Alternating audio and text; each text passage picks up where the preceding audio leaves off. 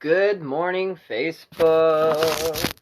Welcome to another live, which is chat. I am Fire Lotus. For the people that don't know, I do these Monday through Friday at 9 a.m. to 10 a.m. anywhere Eastern Standard Time. They can last anywhere from 30 minutes, 20 minutes, an hour, 2 hours. I don't think we broke 3-hour mark yet, but goals, man, 2020 goals. Okay, so for one, kind of speed up the holidays. I don't know about y'all, but the holidays have completely screwed my routine up. Last week, Thanksgiving weekend, or what I like to call Grateful Day weekend. Just a PIA. As of next year, all these mainstream holidays, I will no longer be celebrating. I may celebrate them on the same day, but I'm coming up with something completely different. I'm just completely done. Anyways, for the people that did not know, I actually broke out of my routine, and I was out of the house like 3 days this week, I think, multiple times. So yeah, that was improvement for me. Whoop whoop, pat on the back, or pat on the shoulder.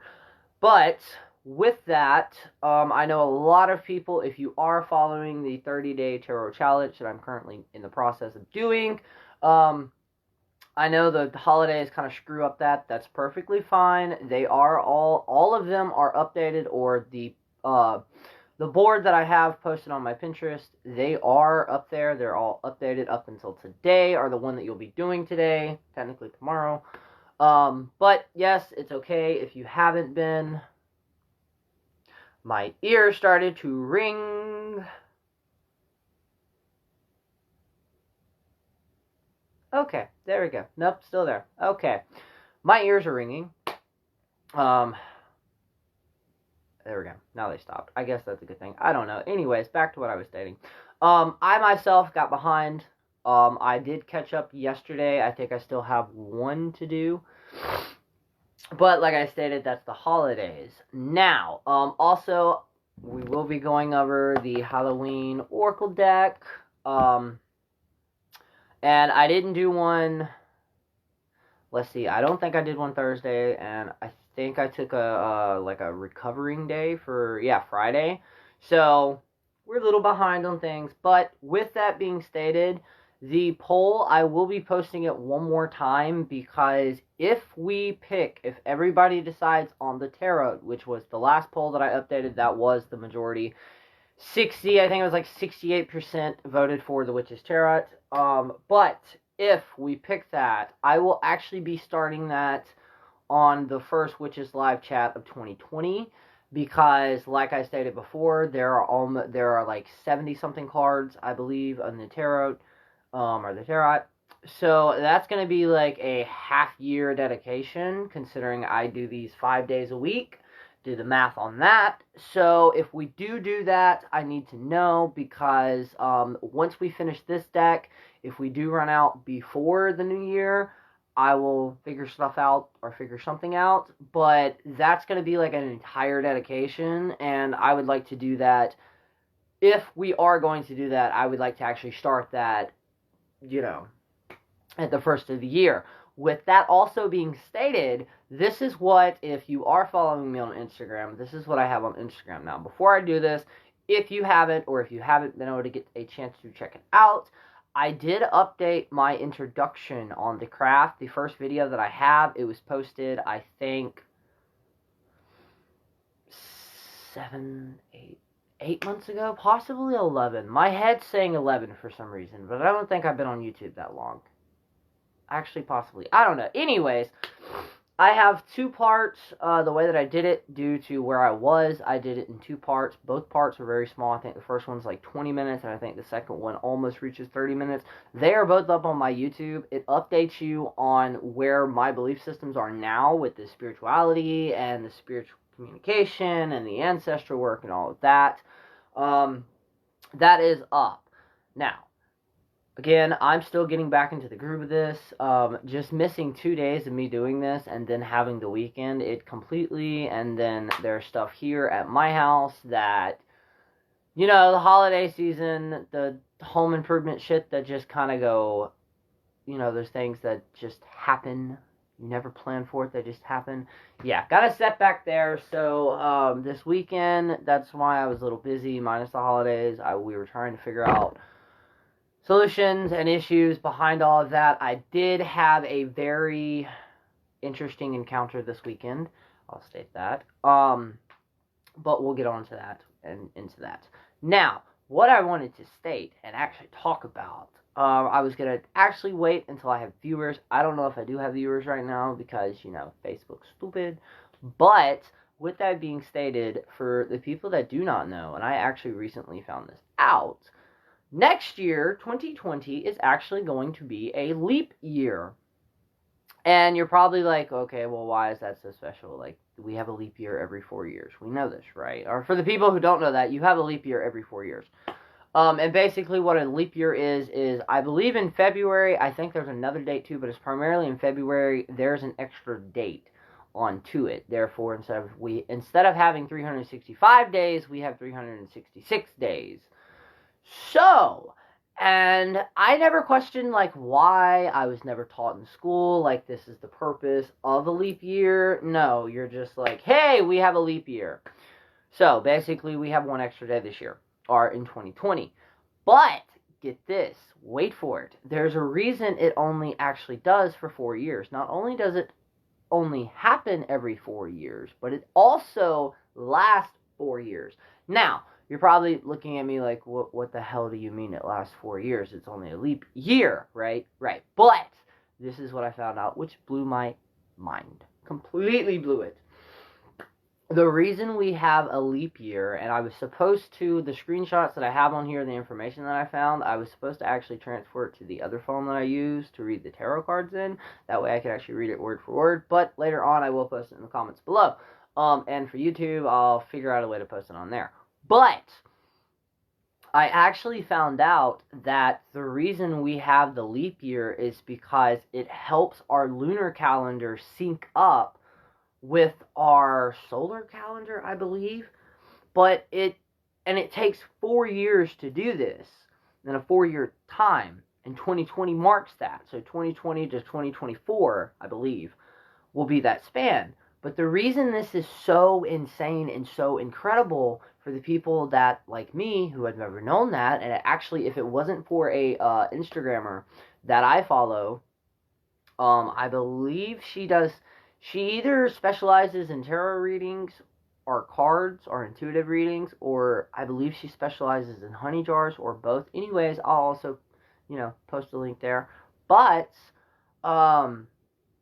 I have so much exciting stuff to talk about. But with the leap year, hello for everybody who's joining me, with the leap year that will happen in 2020, and due to the fact that it's technically, that a leap year is technically a 4-link period, so the calendar will help synchronize. Basically, a leap year helps synchronize the lunar calendar and a solar calendar together. It syncs them up to where they are balanced. But it takes 4 years to do this. 2020 marks that beginning, right? So technically, for the people who do practice magic, theoretically, you could come up with a 4-year spell, and the energy behind that, I haven't really, astrologically, I haven't looked into 2020 in the coming years about eclipses and asteroids and all that other stuff. The reason I said asteroids, there's a YouTube video that is called Asteroid Live Channel. And it actually gives you videos of, where asteroids are that are supposed to be coming. The one that's supposed to be coming very, very, very close to Earth this month, this year. And I think it's, right before Christmas, or the 24th, I believe. It's tracking that. But I realized that the reason this can become handy is because meteorites, for anyone who hasn't been able to work with them or get their hands on them, I'm still recently learning this. If you've actually seen it, I posted it on here this past Thanksgiving Day, or Grateful Day, as I call it, whatever you want to call it. I got to see my father-in-law's collection of asteroids and the different types that he has. Now, I'm not going to go in detailing of how we actually know it is. Basically, one of the reasons we do know there are asteroids, or some of them are, is because the way they are, how they were found, and the primary one, it has iron in it. They are all magnetized. And it's very cool because there are different ones, different shapes, different sizes. Again, I have a lot to go over. But, and talking to another person who I actually shared one of her pages, she makes perfumes and stuff, but I talked to her whose experiments, so much stuff is coming up right now. Okay, so I have had past experiences, at least with working energy-wise and feeling energy of asteroids. You have to think, some of these asteroids are asteroids that you can stumble upon or find. Some of them are older than Earth itself. Some of them are literally as old as the universe itself. These have been in parts of the universe that no human has ever laid eyes on. So the energy, and I'm getting chills, people, getting chills talking about this, but the energy to them is out of this world, literally. It's so hard to explain, like, crystals and anything that is formed on this earth, or that is from this actual planet, energy and, like, what it actually feels like physically to you, it can be explained. It can be explained in certain ways and stuff like that. This, on the other hand, I've never been able to actually know what it is like to actually tap in or feel the energy of an asteroid. Would basically be the equivalent of, I don't want to say that, okay, I'm going to say this. To me, it would be the equivalent of doing a full-on ritual and having some type of divine force joining you in that circle. For the people who have done that, you understand how extreme and how powerful and just, that energy is. But meteorites, they do have those. Now, with that being stated, and the leap year thing that I'm talking about, it all coincides. But the site that I'm talking about, it helps. We are going to have an asteroid come very, very, very close to the Earth. There are ways that you can harness that. There are stones, there are crystals that can work with that, or with those. There's one particular one, and I hope I don't butcher this name. I believe it's Moldorite? Moldorite? It is part of an asteroid, but it is this green, normally, because it is expensive, it is, or it can be expensive, the real stuff is. Normally it comes in, like, tiny sizes, and it's literally, not to show, but it's literally like that green, that type of green, or almost like a sea glass green. But they're very, very powerful stones, and especially if you work with high vibrational stones, celestials, there's so many other ones, but they can all work together, and you can use that in a way, and you can incorporate that using it with magic. Now, with the leap year, you have a 4-year, so small business, for the small business people, for the people that are trying to launch some major project, and it's still in the, getting everything on your feet and kind of getting it up and going, this would be the perfect, January the 1st would be the perfect time to start this. Now, that also does depend, and the reason I'm saying this, it depends on what you believe in astrologically. I don't believe there are any retrogrades happening around that time. I don't believe there are. I will check, but either way, it could be a 4-year spell, continuous spell. And these are just like those blue moons or the eclipses that our generation, or the people that are alive right now, have been able to live through, that won't happen for another 100 years. I know for a fact, we had in the past 2 years, we've had major astrological events that will not happen in decades. Like, no other generation will be able to experience this except for like 100 to 200 years from now. And almost every single one of them, I did want to state this. Now, even for the beginners, if you are a beginner, if you are a sprout, like I've stated before, and you have the opportunity to, during our summer, during some of these events, these certain eclipses or rare moons that we have, collect rainwater, make rainwater, make moon water or solar water. And basically all you do, preferably naturally from a spring. Luckily our water system here is from a natural spring, but, or it's from the aquifer. but our lake itself, the lake that I live on, spring-fed.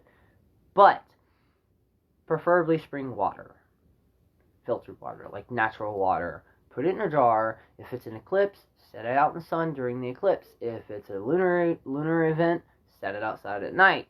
Stuff like that, and just label it and store it. The reason I'm saying that is because you may not know exactly what to do or how to use it in your craft right now, but 10, 20 years from now, you'll be able to. And, I mean, come on, think about that.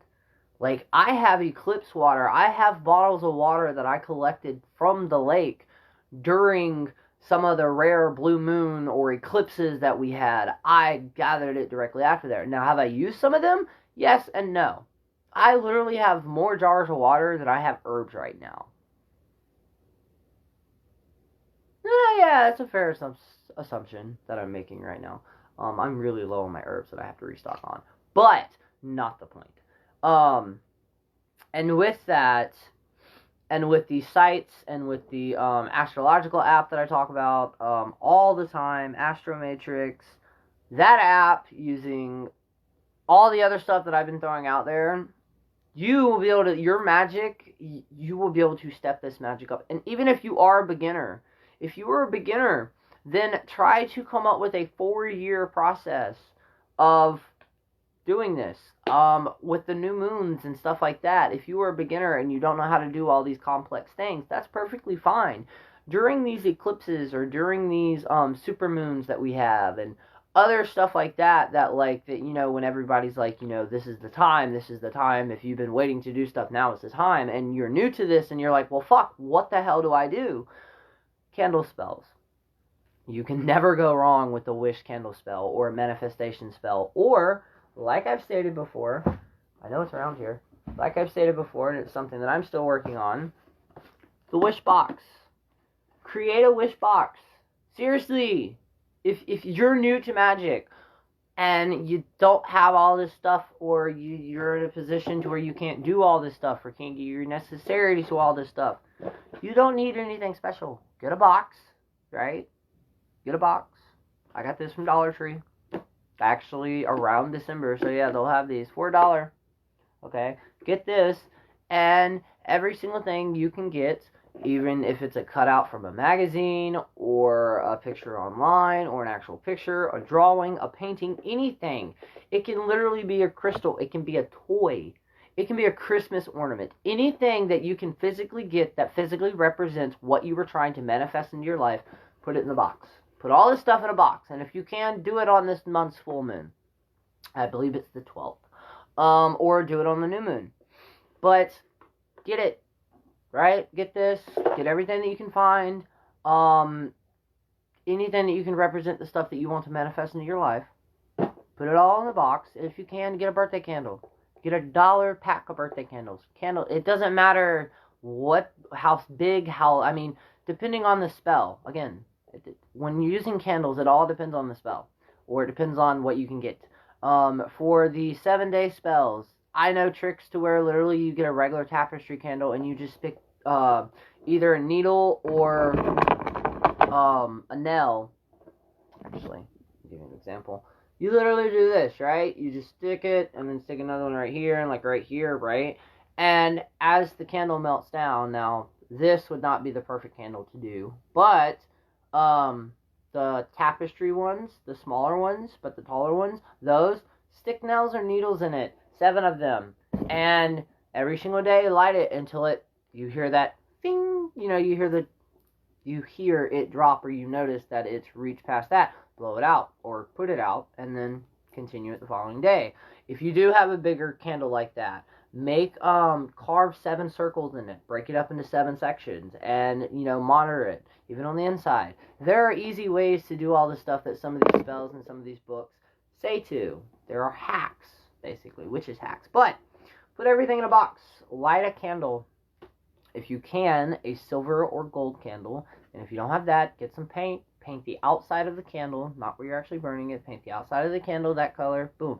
If not, get a white candle. White candle, visualize in your head the color, gold or silver, and basically just ask the universe to help whatever you put in this box to manifest into your life, and you'll pour it, you will put it basically somewhere to where you can necessarily, basically out of mind, out of sight.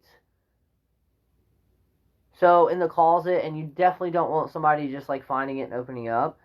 And, you know, over time or every once in, like, I don't know, however you feel, bring the box. Don't necessarily open it unless you're adding to it, but bring the box down, put it on the table, focus on it, focus all the stuff coming into your life. And remember what I talked about manifesting. When you manifest or when you visualization, don't just visualize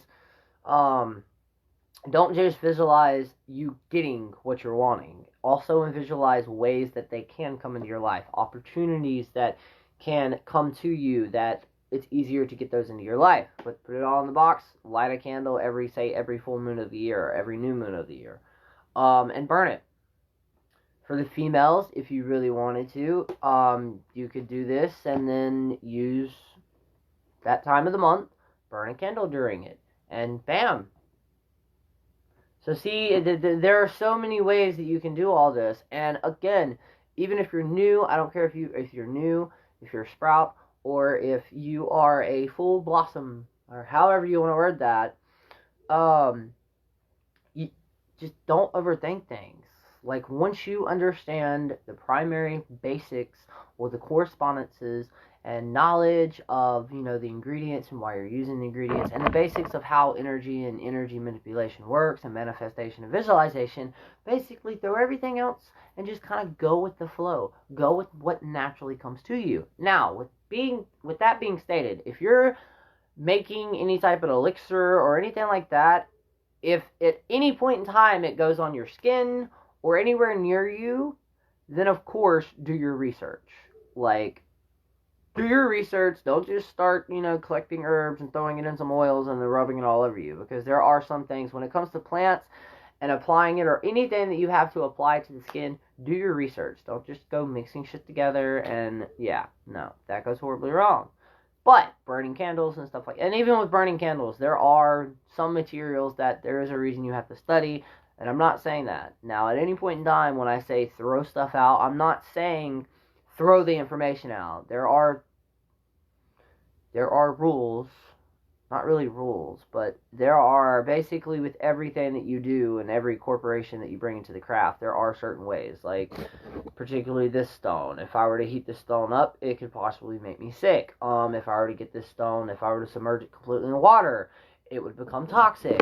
So, when working with crystals and herbs especially, and other stuff that you're burning, or oils, or anything like that, do your research. Like, don't just throw some oil on a candle because, you know, it could be toxic or anything like that. Do your research on that. But, so, with the leap year, and I will be updating this more and more with the leap year,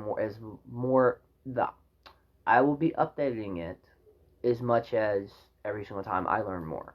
With that, next year, there are so many exciting things that are currently in the works, in the background. Some may work out, some may not work out, but I'm really excited. I've been making a list of ideas that I have, of bigger things once, you know, I get there, that I'm helping manifest. There are other things, due to a very close friend that I've been talking to, or a good friend,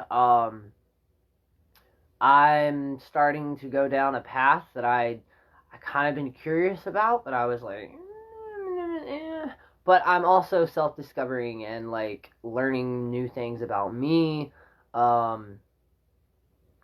So yeah, interesting things are soon to come.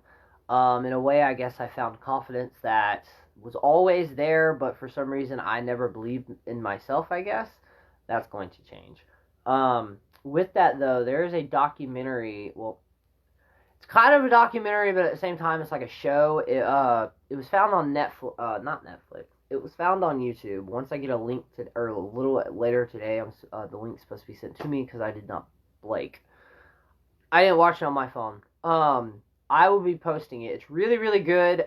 You can also, if you want to know kind of what I'm talking about, just because I don't know the name, go to YouTube and type in Kentucky Goblins.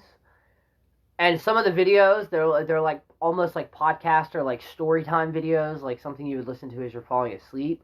But it kind of sent me down this rabbit hole of you're happy, but the documentary that I'm talking about, it's this paranormal thing that was kind of like this YouTube TV show. All of it's free and they have all the episodes up. But it's very weird. I had a moment in this, and it's very cool because you get to see synchronicity. Um, I wouldn't say live, but in this movie, there's a lot of synchronicity. There's a lot of stuff that syncs up in the show, that is supposed to be real life. Is when I looked it up, it falls under a documentary, but they've done it like a TV series, like Ghost Adventures would be, and it's supposed to be real. None of it's supposed to be fake or anything like that. All supposed to be real. And there are some moments in the thing where I'm just like, maybe not, maybe so. But there was one particular moment, and the reason it's so founding is because I've never heard another person say and word something the way that he did, because I've experienced my entire life. I've talked about it on here before, which is I have moments that I call deja vu, but they're not what most people think of when they think of the term deja vu. It doesn't go by that definition, and that definition would basically be you're experiencing something that your body is telling you you've already experienced before. Like, this is very familiar to you. That's basically the term of deja vu. But with me, I've had dreams when I was younger, and I still do to this day. I will have dreams, and there's only a certain second, like a nano instant, or like a few seconds, and it's normally a conversation or it's a certain look or a certain scene that I will eventually see, but I dream of it, and you don't, you dream of it, but you don't remember it. It's not something that the following morning when you wake up, you remember, right? And then all of a sudden, it happens, and you're like, oh shit, wait, I dreamed of this. You remember you dreamed about it. This could have happened 4 years ago, 5 years ago, 6 years ago, 3 weeks ago, yesterday, this morning. That's what I'm saying. It doesn't like have a timeline, and you don't remember that you ever dreamed it until that exact moment you're experiencing it. But I always call those moments deja vu, because to me that's a true deja vu. I remember dreaming it because the instant, the second, and I literally mean second, it could be like, say right now me doing this could trigger one, or say it was triggering one. What it would be like is right now as I'm saying this, everything that I'm seeing in front of me and what I'm saying, it like triggers my brain to remember, oh wait, you dreamed this. And they're always small second amounts, but that's what I've always explained to people when I say deja vu. It's not what I mean. It means that it's my way of saying, in a way, as I've gotten older, I've realized it's my way of the universe saying, kind of, you're on the right track. You're on the right path. Now, if that's true, I don't know, because there have been moments where I felt I strayed from the original path that I was supposed to be in, and I would stop having these moments. And then all of a sudden, there would be some instant or some moment that I felt like, okay, I just got everything back on track, and then I'll start having them. But I was watching this documentary last night, or this show, and they're talking about the documentary. They're talking about where they just got back from, because they're talking to the cameras, talking about what it was like doing everything as they're telling the story in itself. But he stopped and he goes, deja vu. And he goes, no, you don't understand. It's not like this is familiar to me. He goes, I remember dreaming this a few years ago. He goes, it like, you can't remember the people that it's about. You normally never do. And for me, it's like he said, it's almost that, for me, it's two things. But like he said, with him, he goes, I remember dreaming of having a very specific conversation like this. And he goes, and him having that deja vu linked the other guy and another character or another person from this whole entire thing. It linked them all together. And it was kind of even more validation that everything they had just experienced, it was meant to happen the way that it happened. And it shook me, like it gave me chills in a way that I've never done before, because like I stated, that's the first time I've heard somebody outside of a conversation that I brought up or something like that say those exact things, that he called it a deja vu, and then he remembers specifically recalling that event. Now, like I've stated before, I've had moments in my past to where I've done that, but the following day I remembered it and then it happened. That's different than a deja vu. To me, that's basically a straight on premonition. Um, and that big discovery that I recently made over the weekend is basically, I do believe for the first time, I've had people say this to me before, but I've never claimed it. For the first time, I'm actually doing it. I'm taking power in that, and I will actually go on record and state that I believe I am a clairvoyant. Now, I'm not going into what a clairvoyant is and the difference between a medium and a psychic and a clairvoyant and all this other stuff, but basically, a clairvoyant is a person that knows. It's the ability to know. Now, what that means is, no, I'm not going to be able to, like, tell you your life story or anything like that, but there are moments in life and there are moments and situations to where I know things. I can call them. Most times it's like I'm giving somebody advice, or they think it's advice, and I'm like, no, you don't understand. This is going to happen. This is how this is going to play out, and this is how this is going to play out. And then they're like, okay, yeah, thanks. Okay. And then however long later, they come back to me and they're like, well, you were right. And I'm like, yeah, I know I'm right. Now, that does not mean I'm always right. I'm not stating that. Trust me, I do not know how the hell to do anything. I haven't learned my I hate using full abilities, but I haven't learned to hone into all of them. Now, it's so funny that I'm actually, for the first time, claiming this, because throughout incidences and talking to different people from different spiritual views, from different paths, they've stated it, because I've done different things. There have been moments where there have been people, I've given readings with this deck, and I didn't have the book, I didn't have the app. I literally saw images in my head of those people in situations and life. Now, I'd only done that a few times, and there's only, I believe, 1 or 2 times that I actually told the person what I was actually seeing in my head, and it was spot on.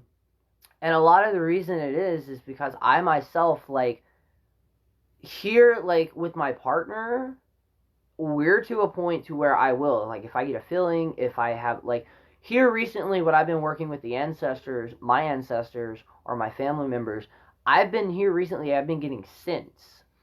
And now that does go into something else. Basically with the clair, I'll say the clairs, but with the 6 sense that most people would say, the psychic abilities, they're based on your senses.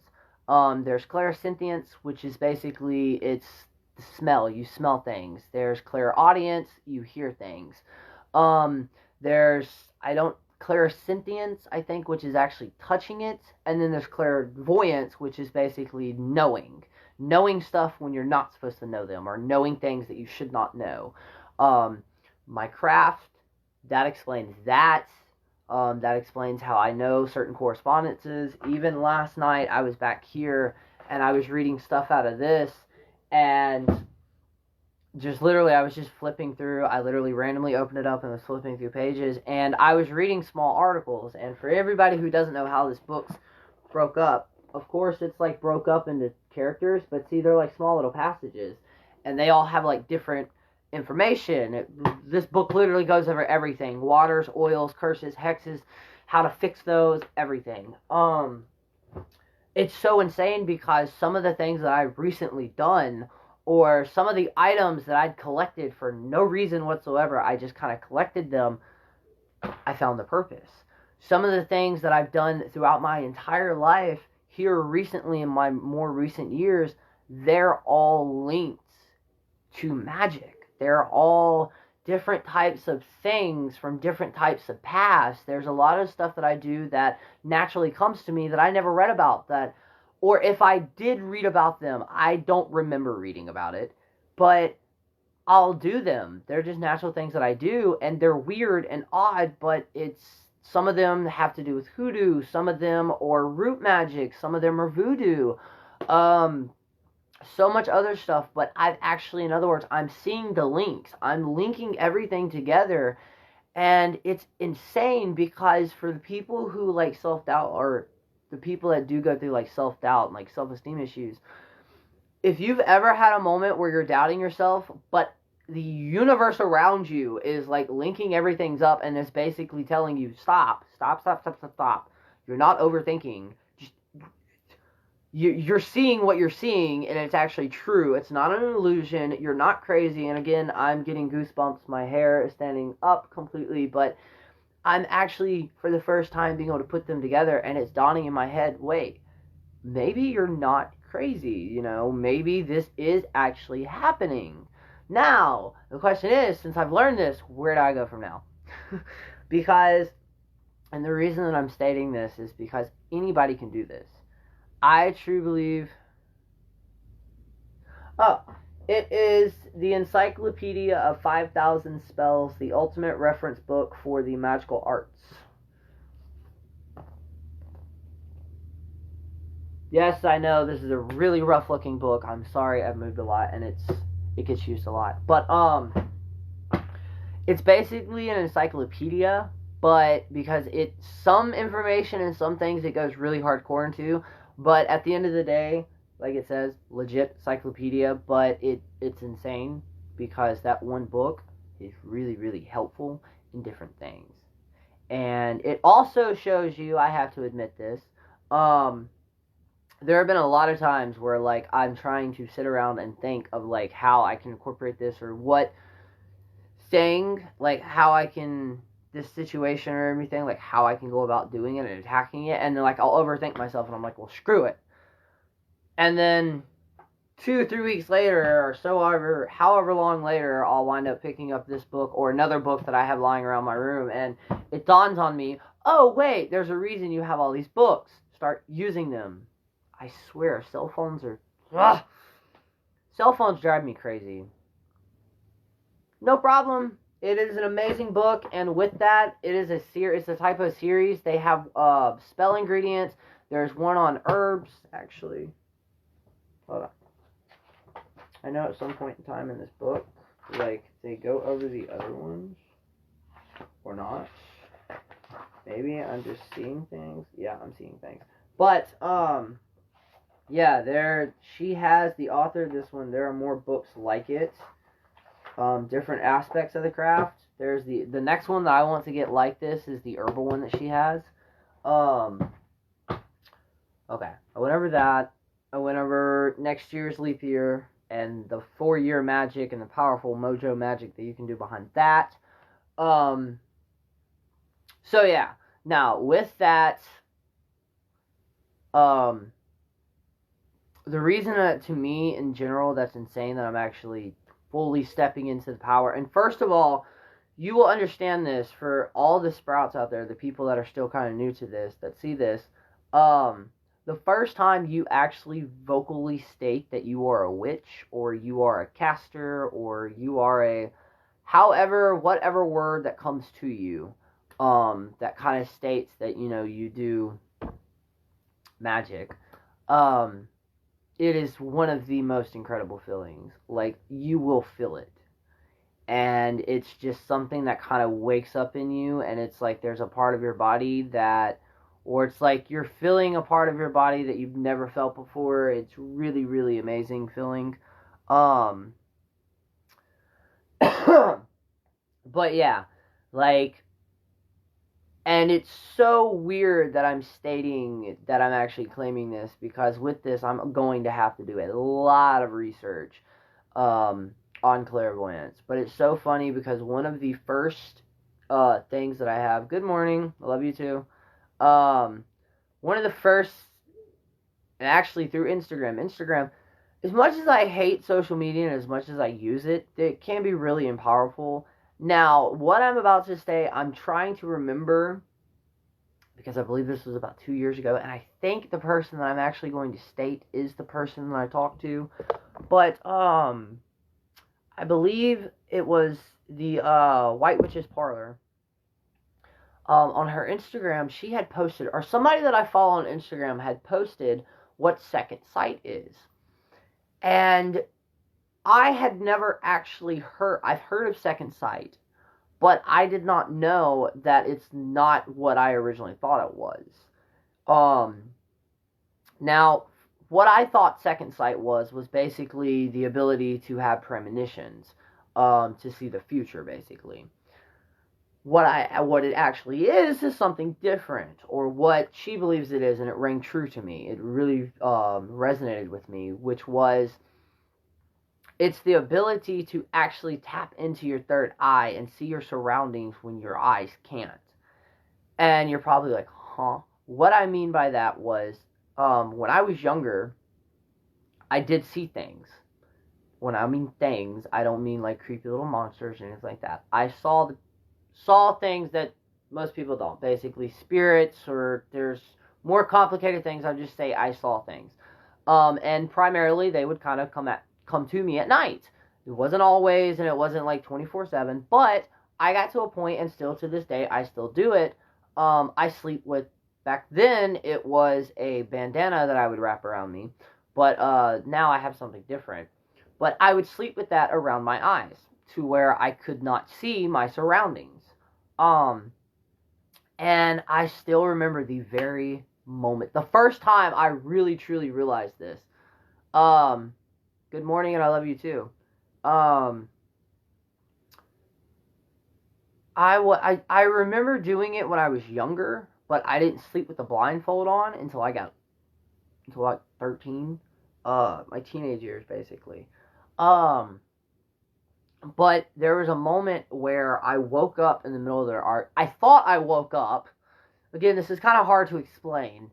But there was a moment when I was laying in bed. I don't know what time it was, and like I realized that I was looking around in my room, like I was seeing my door, my bedroom door, and the wall and everything, and I'm like, wait. And I went to do like this, and I realized that this was still on. My blindfold was still on, and my eyes were not open. And as soon as I realized it, though, is when it stopped. Like, my eyes opened, and I just saw black. But, like, I couldn't see my room anymore. And I've continuously done this throughout life. And it's always done when I'm asleep. There have only been 1 or 2 times that, while trying to go to sleep, I've actually successfully been able to do it. But again, it's weird because it's like every single time that I realize I'm doing it, I stop. So I guess it's like one of those natural things. I don't know. But she had posted, and it's just so by freaking chance, due to how many people I personally follow, I saw her post, and I'd actually commented, well, I've done something kind of like that, where I've had a blindfold on, and I specifically remember, like very vividly remember, I can see everything around me, but I know for a fact I was still asleep, my eyes were closed, and this was here. And she's like, yeah, that's second sight. You were literally opening your third eye, and through your third eye, you were viewing your world. It's almost like astral travel, but, or like astral projection without actually doing it, without leaving your body. So you were literally using your mind's eye to see the room around you. And the reason that I knew that it was different from, like, you know, your eyes being adjusted to night, and then you open them, and then you see them. This was slightly different because it was like everything had this weird, grayish, whitish, like, outline. I know that sounds very weird, but that was second sight. So see, I've always been able to do things, but due to the fact of how knowledge can be, or due to the fact when first starting out with this, I just had what books I could find in the small city libraries where I did, our small town libraries. Shit, I even tried school libraries. And I grew up in Alabama, so trust me, there were only a few that actually had, and the books that they did have on it, I think I only actually had 2 libraries, and they were more public library. They were bigger libraries that actually had 1 or 2 books on specific magic. All the other ones were like these National Geographics, or this old, like, it came out in mod 70s or 80s of like world mysteries like Stonehenge, aliens, and all that stuff. So, like, other than that, what I had was the few books that I could get my hands on, or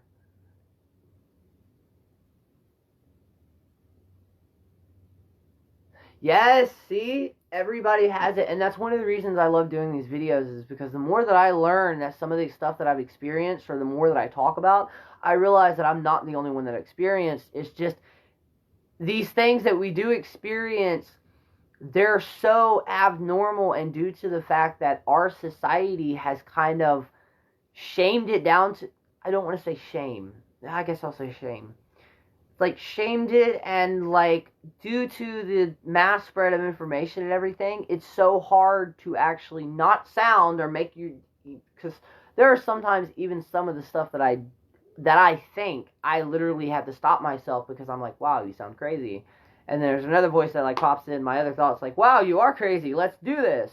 But it's just that for some reason these are things that I believe that a lot of more people experience, but due to the fact that it's not really talked about or really verbally talked about, it's just most people just like chalk it up to like, okay, yeah, that was weird, or like, they don't know how to bring it up in a conversation, or you know it's like you haven't found that person yet to resonate with or stuff like that. And believe it or not, a lot of the people that I will mention or follow, there's another person I'm about to mention actually.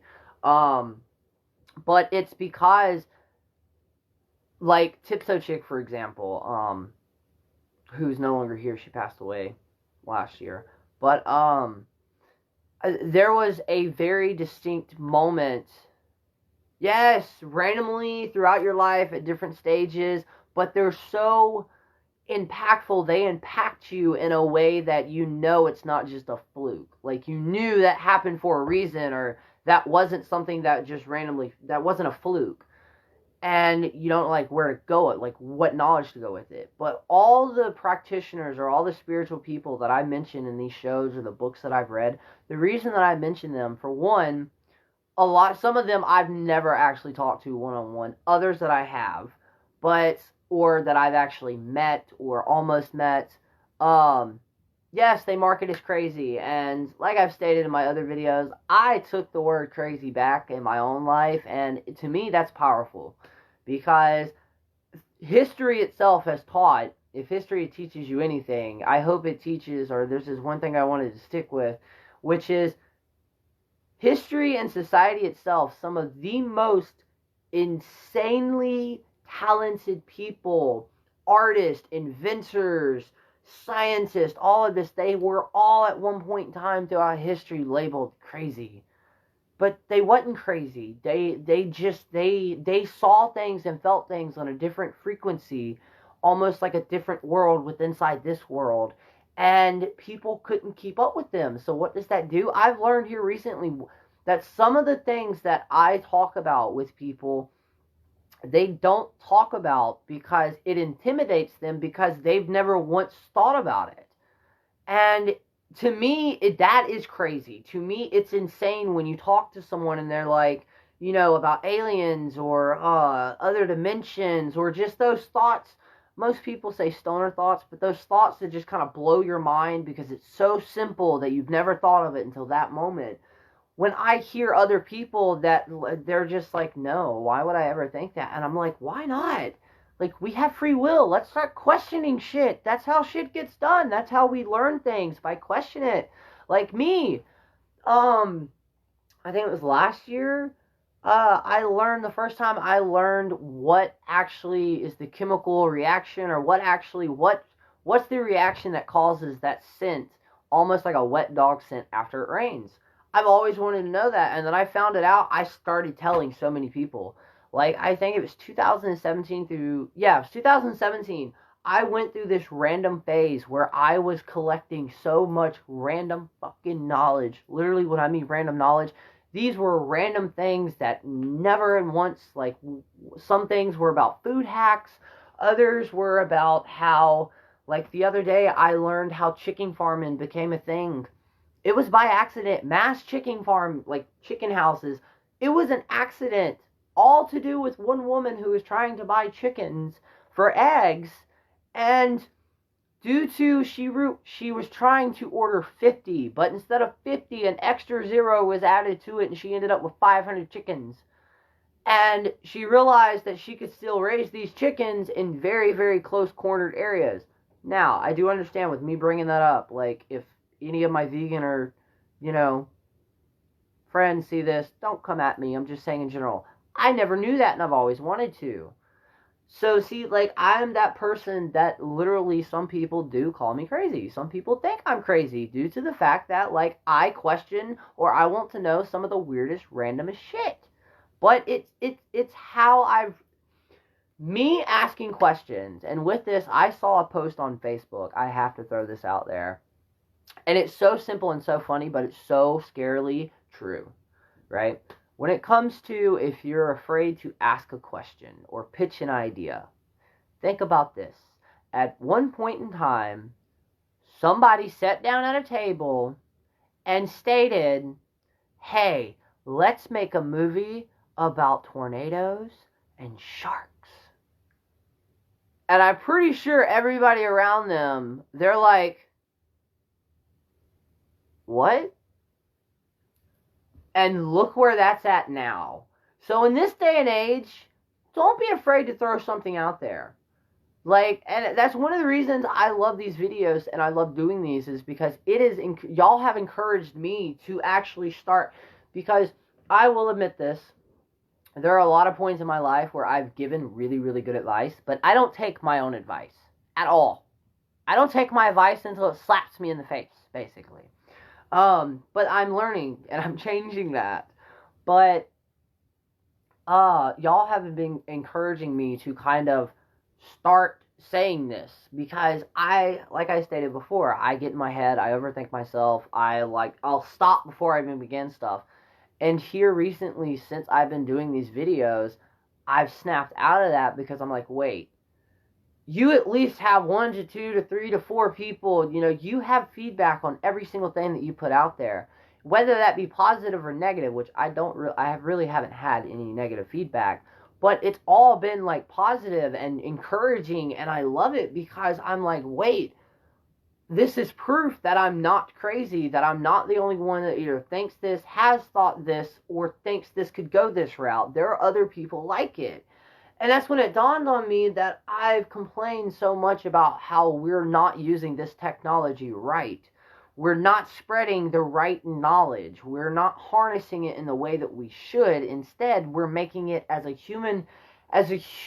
humanity as a whole, we are making technology to make us lazier. That's all we're doing. We are advancing technology to make life easier. And that will be the end of us. Because think about this. I watched a YouTube video the other day, and it was 10 apocalypses that humans survived. We survived the fucking Ice Age. Only about 100, roughly about this small group of like first people, however you want to name them, literally realized, wait, there's this small little valley right there between the mountains that's actually, it stays warm, so let's move there. They survived the Ice Age. Think about that. The Ice Age. We've survived countless of bubonic or all types of plagues, all types of sickness, all types of mass destruction on our entire planet. We've survived up until now. Because why? There are generations out there now that don't even know how to read a fucking map due to these. I still will never forget this. The time that I actually saw a news article state, yes, I'm starting to put it all into, actually, I'm starting to practice it as much as I'm preaching it too. But I will never forget the time that I learned that there are schools. I don't know if it actually got passed or anything, but there are some schools that are trying to take digital or non-digital clocks out of school systems because kids and teachers don't know how to read them. Now, I can't really talk to that because I can read an analog clock, but it will take me a minute or two. Like, it's going to take me a couple.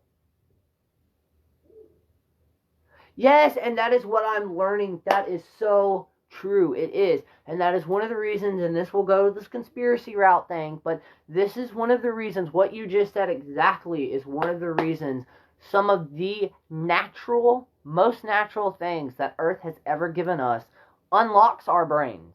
it helps us realize that we are not using our brains to the full capacity, and our governments, our higher ups, have made them almost illegal, unless you have some type of special sanction. But like I've stated before, unless on now this right here, there could be other stipulations by this particular psychoactive that I'm about to mention.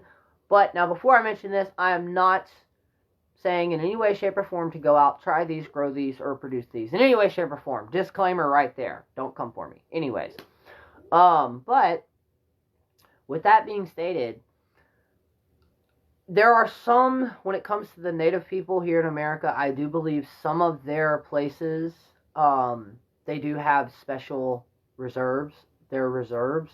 They're kind of around that when it comes to peyote, because they have been using peyote from the beginning of time. So, like, they can grow it and use it in ceremonies.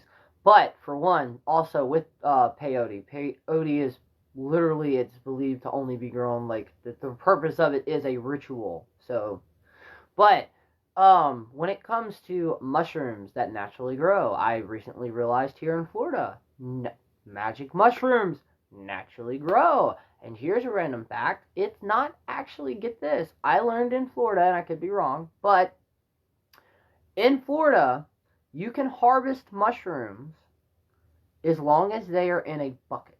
They cannot be in a bag, because then they can get you for distribution. But if you're like picking them and you're walking down the road and a cop stops you and they see them in a bucket, unless you're trespassing, there's nothing they can do, because for all they know, you could be getting them and destroying them so wildlife doesn't eat them, or, kids don't trespass and get into trouble and eat them too.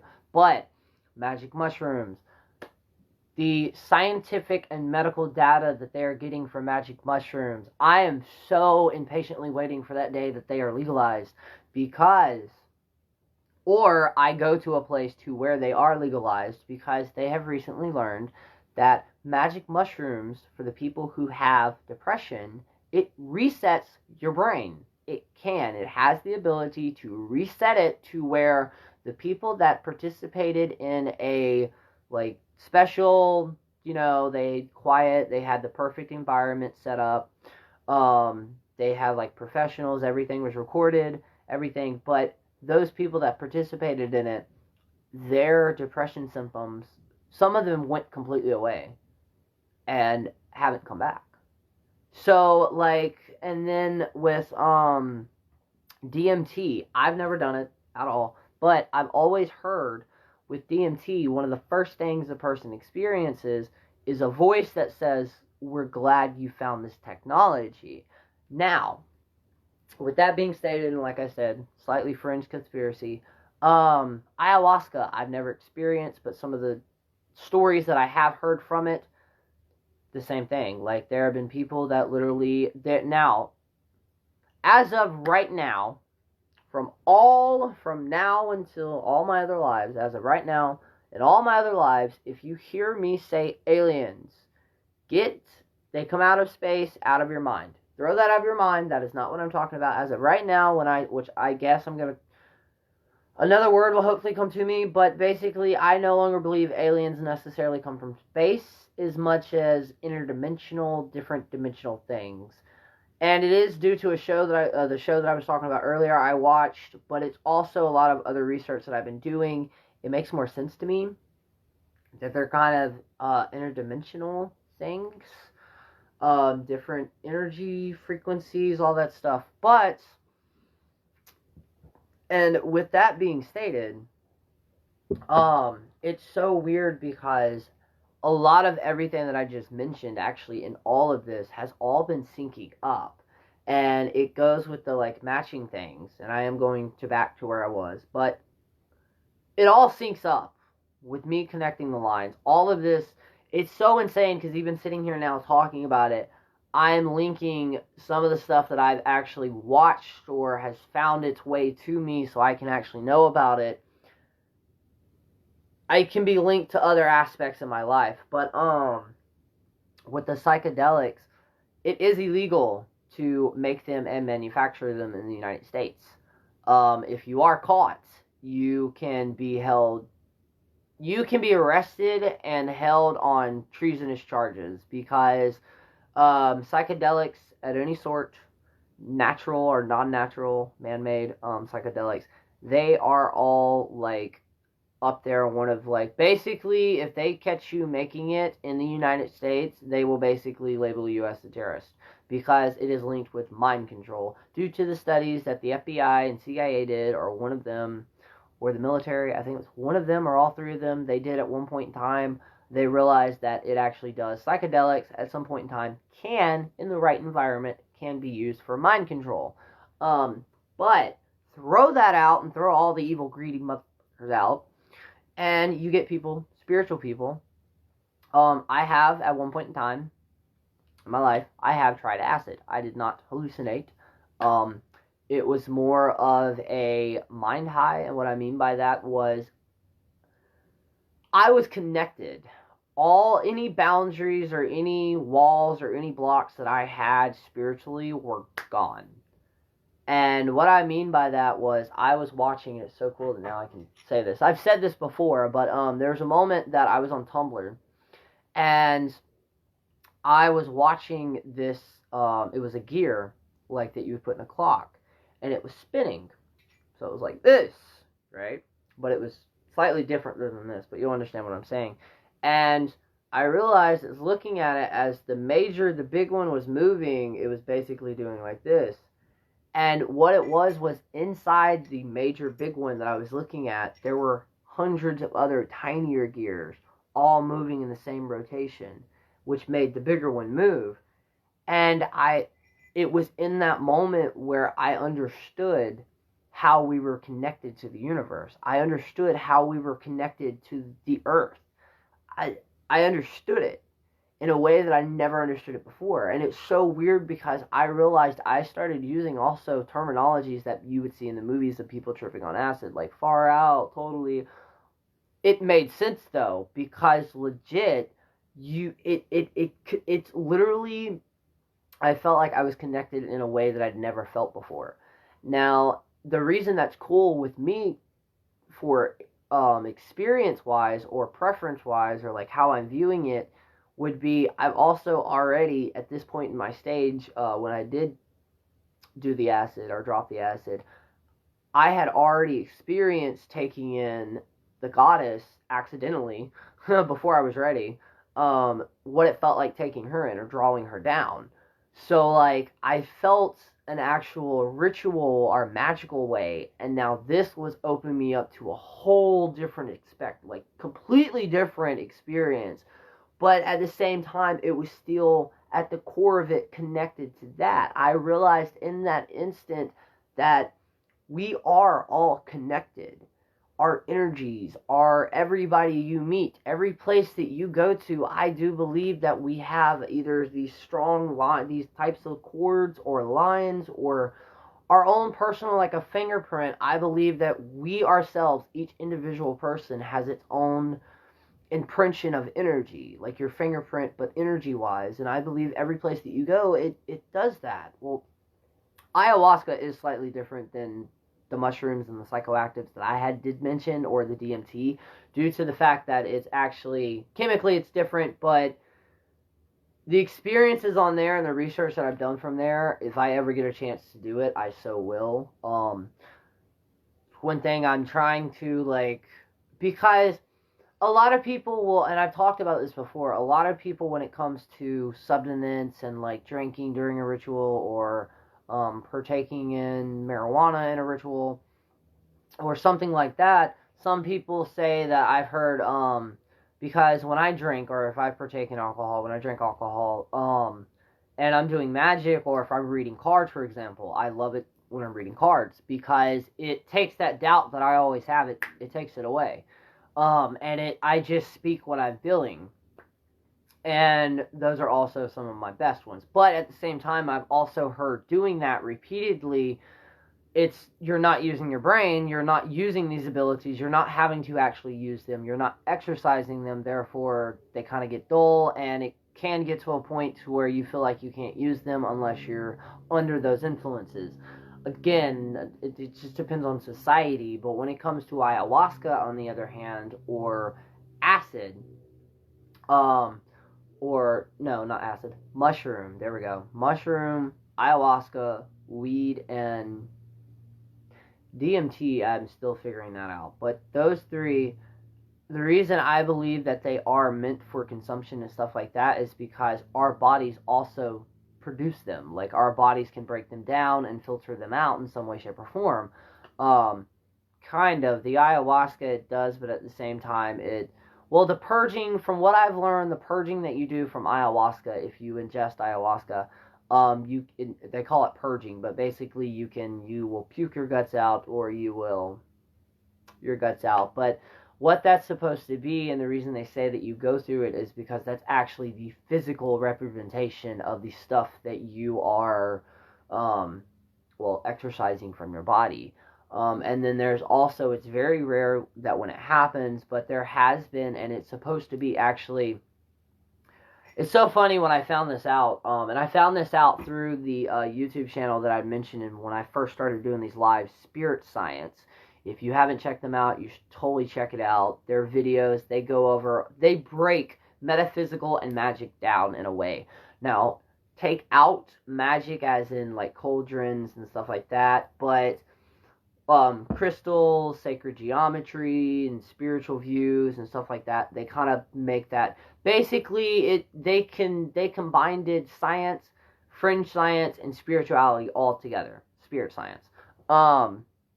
It's really great. Check them out though. But that's how I learned. They went to this resort and did the ayahuasca. That's how I learned some of this, and I've watched multiple other documentaries on it. But there's this very, very extreme, it's like the third stage or the third type of ayahuasca experience you can have. It said that, or it was stated that it's very rare, and it basically means that the person that this happens to really, really, basically, in my terms, really fucked up past. In other words, they've been through a lot, to the point that the ayahuasca actually, it will put you completely to sleep. And the reason that is because you need so much healing that it would be better for your mind, body, and spirit for you to be asleep while it happens. For the people that do purge and actually do go on their trip, it depends. I've been told, now of course I've never experienced, but I've been told, in one experience a person had while they were there, and the other people around them were doing it. There was one person that was stuck in hell for like 7 hours. There was another person who got to, basically, I would interpret it as, and she did too, as in a way the Akasha Records. There's another person who, it was an extraterrestrial one. On Spirit Science, one of them meets Jesus, or what, it's very cool of how it is, but basically what happens is, and to anybody who has heard my story and my life and some of the things that I've been through, like my partner, for example, he's one of them. He's like, why in the hell would you want to do something that could possibly make you relive some of the worst experiences of your entire life? I said, because that's the only way that I'm ever going to be able to heal from it, is having to forcefully relive it, but not in this plane, in a way. Like, I mean, I'm reliving it, but it's not here on this physical plane. It's on a spiritual way, and then I know for a fact that I will have, ayahuasca, and it's a she, but ayahuasca, or my spirit guides, or something like that. I know that it's safe. And I do know that at one point I feel that I will get to have some of these experiences. I just don't think I'm per se ready yet. I'm getting there. So much I'm getting there. And that's how it's very weird, because there have been a lot of things that I've asked for to come into my life, and they never happened. And I used to get, before I grew up a little bit, I kind of matured, I would get kind of like, it would mess with me a lot. And it wasn't until recent years that I've realized it's very true what they say. The universe doesn't send you stuff that you can't handle. You may think you cannot handle what is going on, but it wouldn't be happening if it would. Now, with that being stated, some of the other messed up, really, really messed up stuff that happens to people, that is not what I mean in that at all. I don't know why that stuff happens. But what I mean by that is in, like, life, when you just have, like, a really, really shitty week or something like that, I do believe that it's, in a way, it's to show you that you're strong. Because remember, after every single battle that you have, no matter what type it is, if you're still there to be able to pick yourself up off the ground and, like, duct tape yourself back together, like I've done multiple times. Like, I made a joke the other day to my partner that, I've been broken and shattered so many times that, like, the duct tape's no longer working and the Gorilla Glue is springing leaks and it's just a mess, but I'm still together. And I know that every single thing, every single event that has ever happened in my life, negative or positive, they all happened to where I may not have understood it then, but now I do, because it's given me perspective on certain aspects of life and the way that my life is looking right now, because almost every reading that I've done or readings that have been given to me about my here future all has to do with teaching, counseling, or something of that. So, like, hey, which is also weird because even the altitude test that I've taken 3 of them, that you take in school, that test to, like, see where you're supposed to be, like, when you get out of high school. Even, I think my first one was in 6th or 7th grade, possibly 8th, I think. Anyways, my first test that I did, I'll never forget this, because I was horrible in school, especially when it came to tests. Even if I'd studied and, like, knew everything about it, just tests in general, like, gave me anxiety. Oh, thank you. Yes. Yes. Yes, just, But, it's like, I would freak out about it. And, during this test, I finished everything, and I get my results back, and the first one was counselor, teacher, art. Basically, it stated that any choice that I had, I am not a person to work in a cubicle. I am not a person to work, I'm not a person to work in a cubicle. I'm not a type of person to have a boss. I'm not a type of person to take order, that I would do better in, like, my own setting, being my own boss. And at first I was like, well, great. Even the freaking test was like, well, you're not going to get anywhere.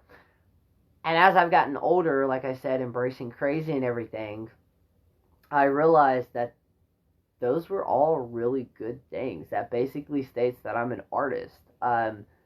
I march to the beat of my own drum, and I don't like other people telling me, no, this is wrong, because screw you. If it is wrong, then fuck it. I'm about to find out 101 ways of how not to do this. I still learned at the end of the day, you know, and that's what growing up is about. Honestly, I do believe teenage years or early 20s, because shit, 2 years ago, like, when I turned 20, I think it was 22 and 25, I had, like, what I call midlife, like, small midlife crisis. I was like, oh my god, I just turned 25. What the fuck do I do? Like, I don't have anything other people have that are my age. Like, oh my god, where did I go wrong?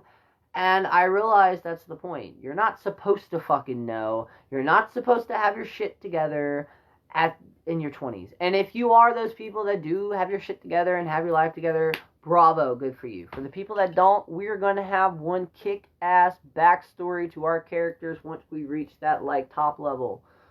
In other words, we're going to have some crazy-ass stories to tell our further generations to come.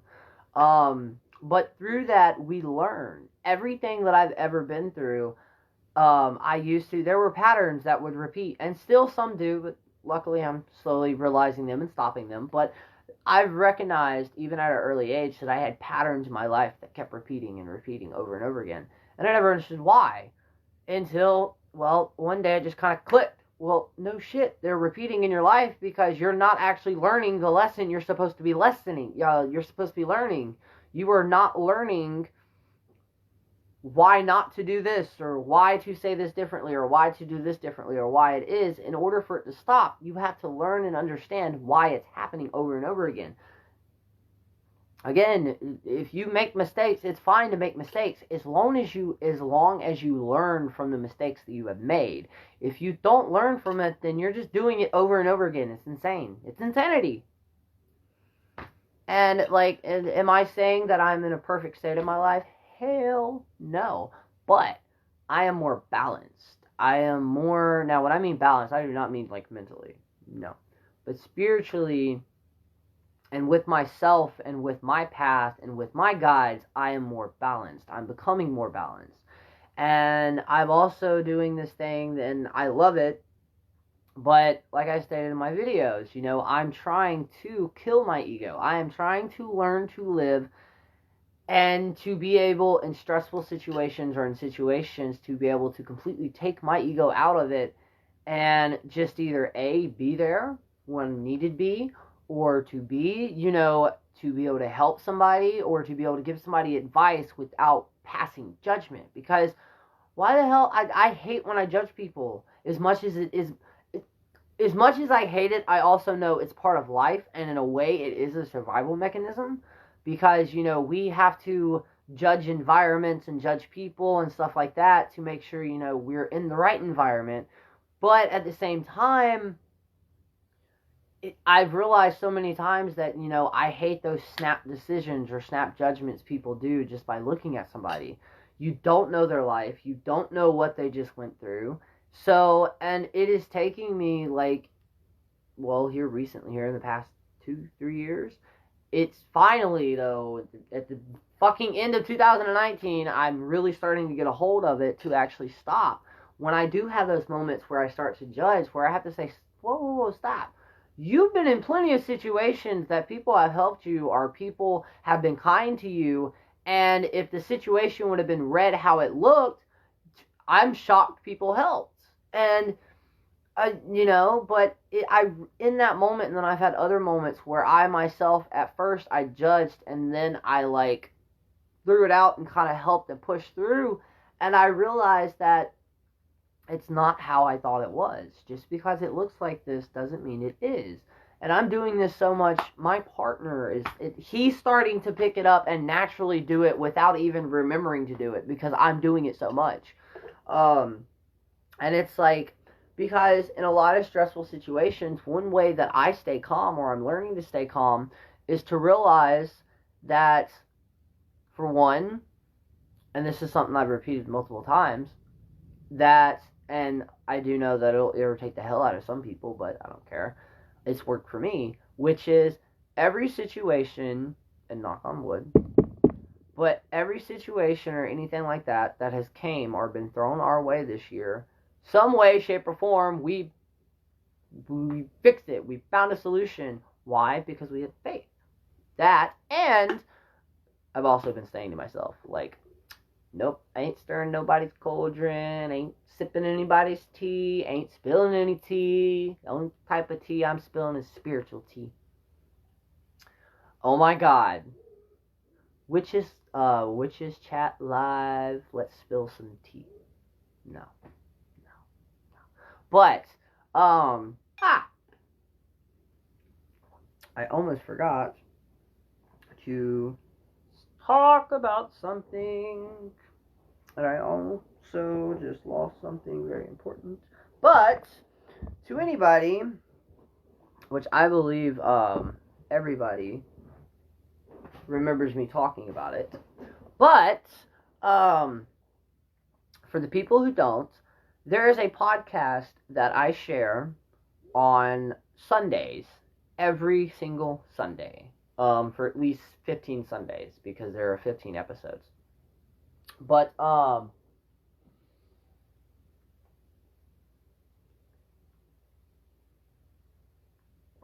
I forgot I had coffee and it's still warm.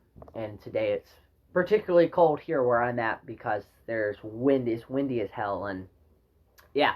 But there's a post that, or a blog that is called The Southern Fried Witch. Blah, blah, blah, blah, blah. Her podcast is on Spotify. I believe there are other platforms she uses too, but she also, if you have a computer or if you can do it from your phone, her website, because not only does she have podcasts, which is slightly newer, she has blogs, and she's had this blog for at least, I know for a fact, like 10 years. I know longer, but she is an amazing witch. She is an amazing woman. I don't think I've physically met her. No, I haven't. I've not physically met her. I've came very close, but I have talked to her numerous times throughout the years. I was in a Facebook group, and at one point in time, we were actually in a group in Alabama. But I've read her blog, and she's just an amazing woman, and I love her blogs and her podcast because, for one, her voice, you'll understand it if you listen to it. Her voice, it just sucks you in, and you just want to, like, pour a glass of coffee or wine or tea and just listen. But also, they're very, very wise. Like, she gives great advice. And I understand I'm only 26. I'll be 27 in like 4 months. I think 4 months. Yeah. But I'm, at some aspects in my life, I'm advanced. Like, I do not act my age. I have knowledge above my age. And then at the same time, I can turn around on a drop of a dime and act like a 3-year-old. Or act like a 10-year-old. It's very simple. But she gives really, really great advice. And she had been talking about bringing people on for podcasts and stuff like that. So I'd messaged her mainly to tell her how much I loved her show, but for one, if she'd ever wanted to, and if we could, I would love to do one. And we're still stuff in the works on that, tech on the difficulties and stuff. You'll understand if you listen to her podcast. But she actually gave me a shout out on this last Sunday's one. And the reason that is, well, one of the reasons is,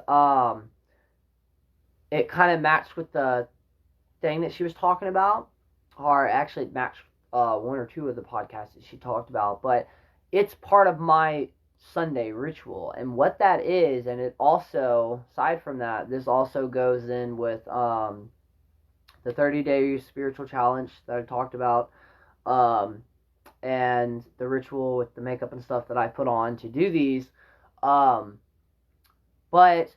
every Sunday, as soon as the podcast is posted, I will either come back here in the craft room, or I have a spot in the living room, to where I will literally pop in my headphones, have my coffee, and maybe 1 or 2 cigarettes. I'm still trying to fix my vape, so don't come for me. But yeah, and I'll do tarot cards when I'm doing it, I'll do some spreads, or I'll be doing some research, or I'll just be online, or I'll be posting in my blog.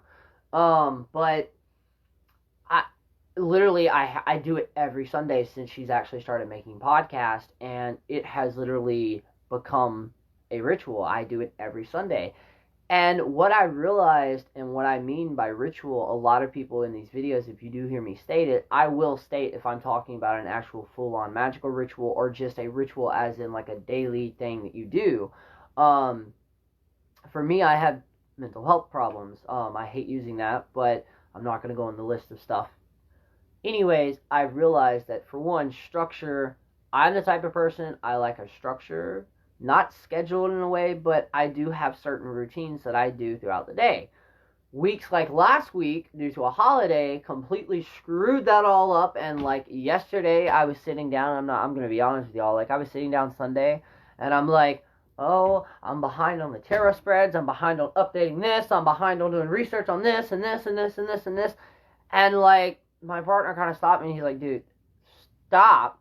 It's the weekends. I mean, it's the holiday season. The holiday does this to everybody. He goes, but it's amazing because this also shows that you are very passionate. And what he meant by that is, throughout my entire life, I've always struggled with starting stuff and just never finishing them. And then sometimes it takes me years. Some of the paintings that you see in the background, not these particular ones, but some of the paintings that I have done, literally they have been over like a 5 to 6 to 1 or 2 in particular would be like a 10-year process of I would start them, put them back, like stop, start it back up, stop, and then finish it. But with this, it started with YouTube. Honestly, believe it or not, it started, the video aspect of it did. I've always been on Instagram, but I went to there, and then it was suggested, hey, do lives, and now look what I'm doing. I'm sometimes acting completely crazy, but you know what? That's me. That's part of me. That's part of who I am. But going through these and listening to our podcast, or shout it out because I normally do, and I always do. It's part of the ritual of this. The Sage Mist vibrational spray that I use from Three Sleepy Eyes Apothecary, that's part of the ritual. And literally, if I forget or if I don't do one of these, now I did do this actually right before I hit the live button, so that's the reason I didn't do it earlier in the video. But y'all, if y'all haven't, check her out. Amazing. But if I don't do these, or if I leave the house without a certain type of jewelry on, I will, like, my brain itself kind of goes a little crazy, but I don't feel complete at all. And actually, there's one particular issue that we're having to deal with here, that's going to take a few days to fix. But we have alternatives and, like, ways around it.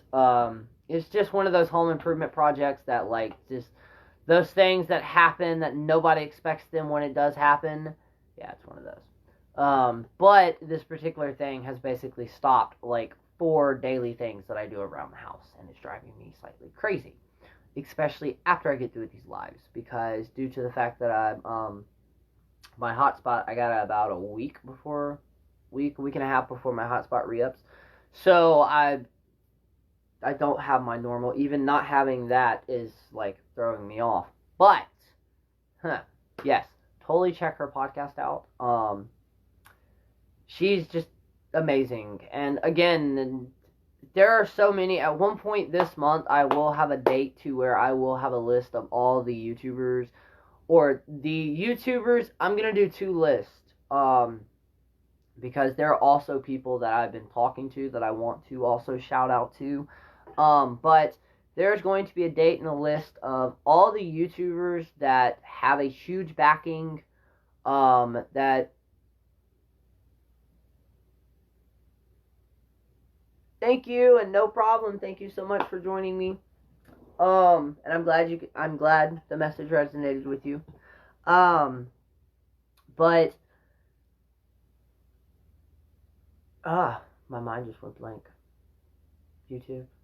Oh yeah. I'm gonna make 2 lists. A list of the YouTubers that do have, like, a huge backing of I guess witchy influencers that I do watch, and then there's another group of practitioners, and not even practitioners, I'll say. Some are practitioners, others are just YouTubers that are like me. They're just trying to get up there. So I will make a list, and I'll actually read the list, and then I'll have some all their links, and just check their videos out, and if they resonate with you, that is great. Follow them. If not, but with that being stated, I think I primarily went over the major things that I wanted to go over. I will go ahead and read the Oracle card of the day. Yeah, I'll read the Oracle card of the day, and then I'm just going to keep talking, and we're just going to see where this goes. I do got to move some stuff around really quick. I'm really excited because... Hold on. Something has been moved. Oh, there it is. Okay, so the other day I posted that I have been budgeting, I guess you would call it, with candles. And these candles are not for spells. These are for personal use. But I've been budgeting, and I've been saving them, especially, like, for example, this one, are candles like these, like normally where they burn all in the middle, like down completely in the middle, but they still have all these. I've been saving them, or even not a lot of people do it, but I do it. And I like doing it. Oh, let's not completely burst into flames. But if I burn candles or buy them from the store and they start filling up with wax and like they like not really burning all the way, I'll pour the wax out, the excess wax, and just go back continuously burning it. But I'll collect all that, and I've been melting them down and refurbishing them. It's really cool because these are two of them. But for one, I found a way that I can dye them or give them a yellow color, almost a gold color actually. But I've also successfully been able to scent them to where, as these two burns, there is a slight fragrance. Not as strong as I'd like, but working on that. I am about to go over the Oracle card, and then I have some other stuff to talk about. So it's so cool because I got to do another video on elixirs because I don't know if they're quite elixirs or what they were called, but I have two concoctions, cinnamon. One is cinnamon, primarily based cinnamon, and the other one is different spices mixed. But they are just, one has alcohol but not that much, and the other one is apple cider or apple juice based.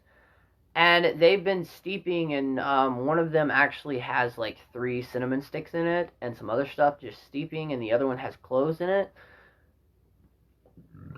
And I've been steeping them and making them, but I don't know the reason yet. That hasn't been revealed to me, but they're really good in coffee. Like it made normal Dollar General coffee taste like winter in a cup. And not the stereotypical winter. This is like if you found some mysterious house in the woods in the middle of a snowstorm and they made you like coffee, but like spiced coffee. Really good. But back to it. If y'all remember correctly, the last card that I went over and I'm about to do a taboo, boo boo boo. So I guess I'll be doing this off camera. But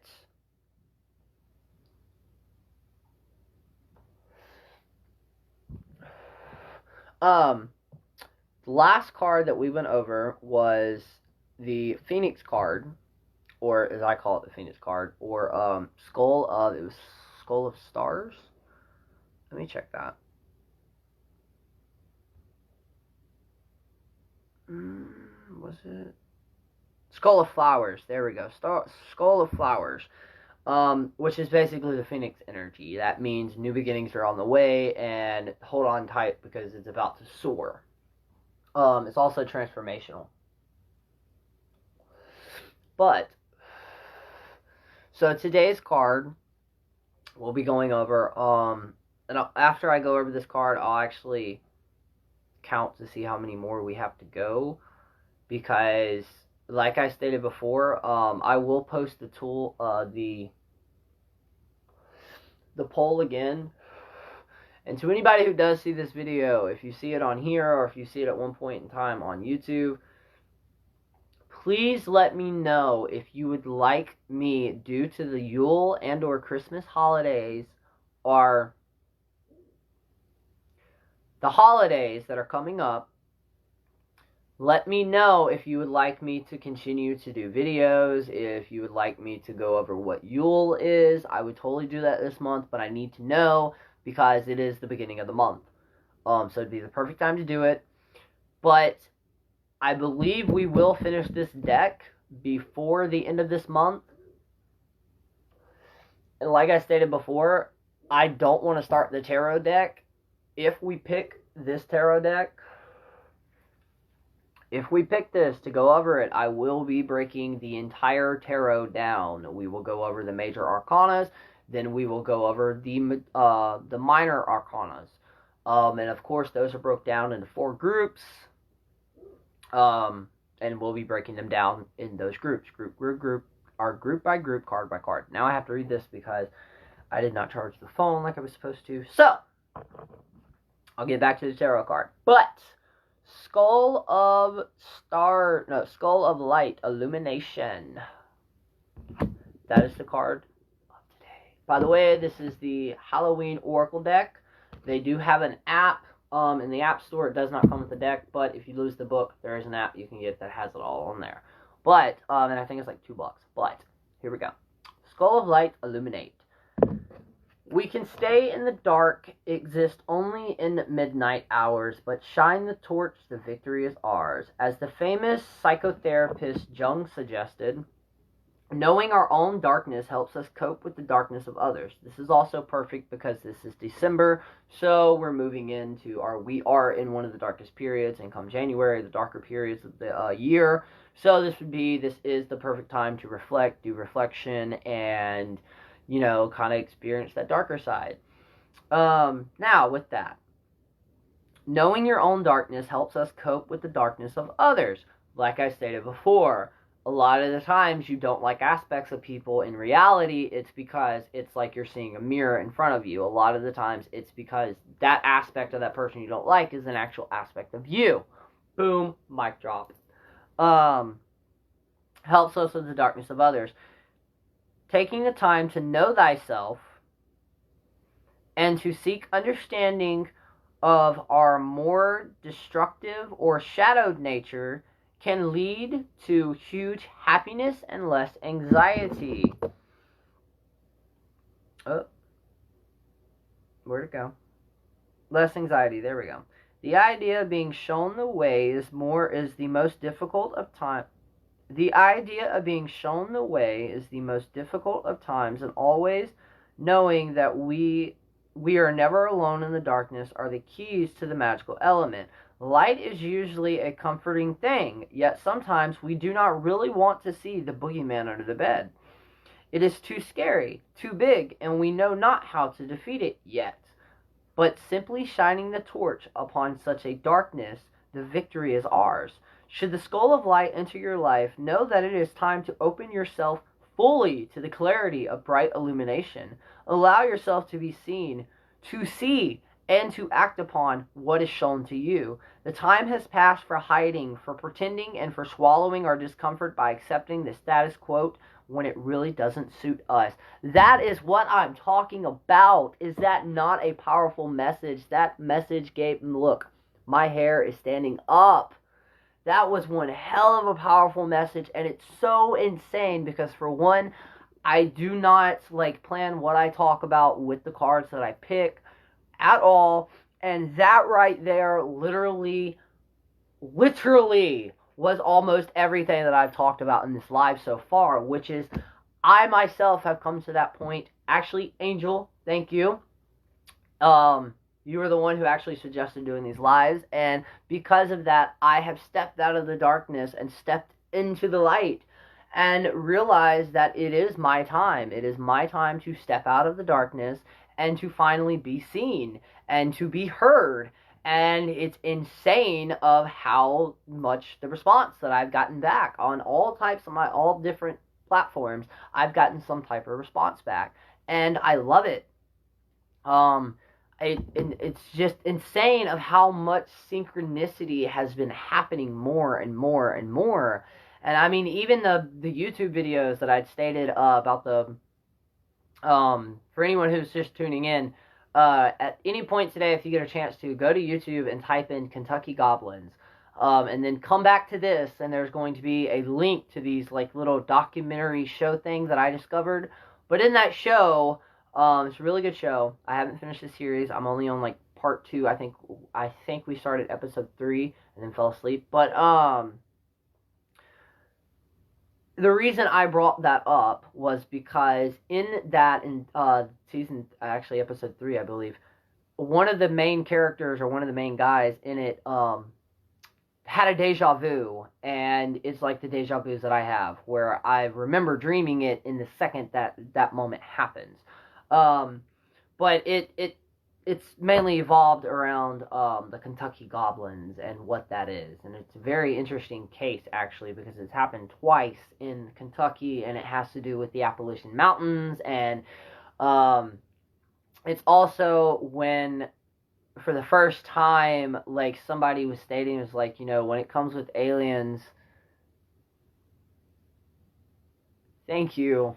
Thank you so much though. Like it's helped I don't know if you've seen it or not, but in this video actually with that, like you were, and as it says, stepping what is it? Now is the time to step into the light and like step out of the darkness. I'm due to a conversation that I had with another close friend and due to something I'm looking into more, I'm officially claiming and stepping up into the responsibility of it. I am a clairvoyant. And yeah, I wasn't going to originally state that in this video, but it just kind of came out. But yeah, new discoveries. But yeah, and like that said, you know, step out of the light, and it's the perfect time because what is 2020? 2020 marks leap year. 2020 is a leap year, but it marks a 4-year process for the lunar calendar to sync up with the solar calendar. So think about that. That is a 4-year door to where January the 1st you could start a 4-year process or a 4-year manifestation spell. Like, so many possibilities can happen with that. And like synchronicities, and it's so crazy that not just with these videos, but with a lot of other stuff that I've been doing, and then it's even my partner, it's starting to happen with him where like I'll say, well, okay, because when I first met him, he knew kind of about astrology, and like, you know, he knew the moon could fuck with people, but like as I started realizing more and more about, oh, well, you know, this planet's here, or this planet's in the moon, or this is going on, the synchronities.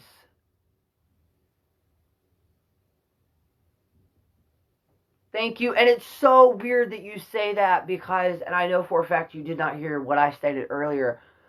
In November and October, actually November, last month, I've had multiple different readings, mostly one-card readings from different people and practitioners about the original questions that I asked were nothing to do with me per se, but it was something else. But they all came back with almost, one of them was teaching, one of them was counseling. 4 of the 5 readings that I've given myself in different aspects of my life, teaching, counseling, education, and or scholarship, has all been coming up. So I'm assuming that has to tie in with this and next year in 2020, and like, I am pumped because I shared on my personal page, my profile, I shared a post, and I think I shared it on this too. 2017 broke, or no, 2017, what is it? But it's like 2017 did this, 2017, or 2018 broke me. 2019 opened my eyes, and 2020 I'm coming back. And it's so true because 2018 broke me. Like, what all the things that I experienced in 2018, it brought me to every breaking point that I have ever been pushed to throughout life.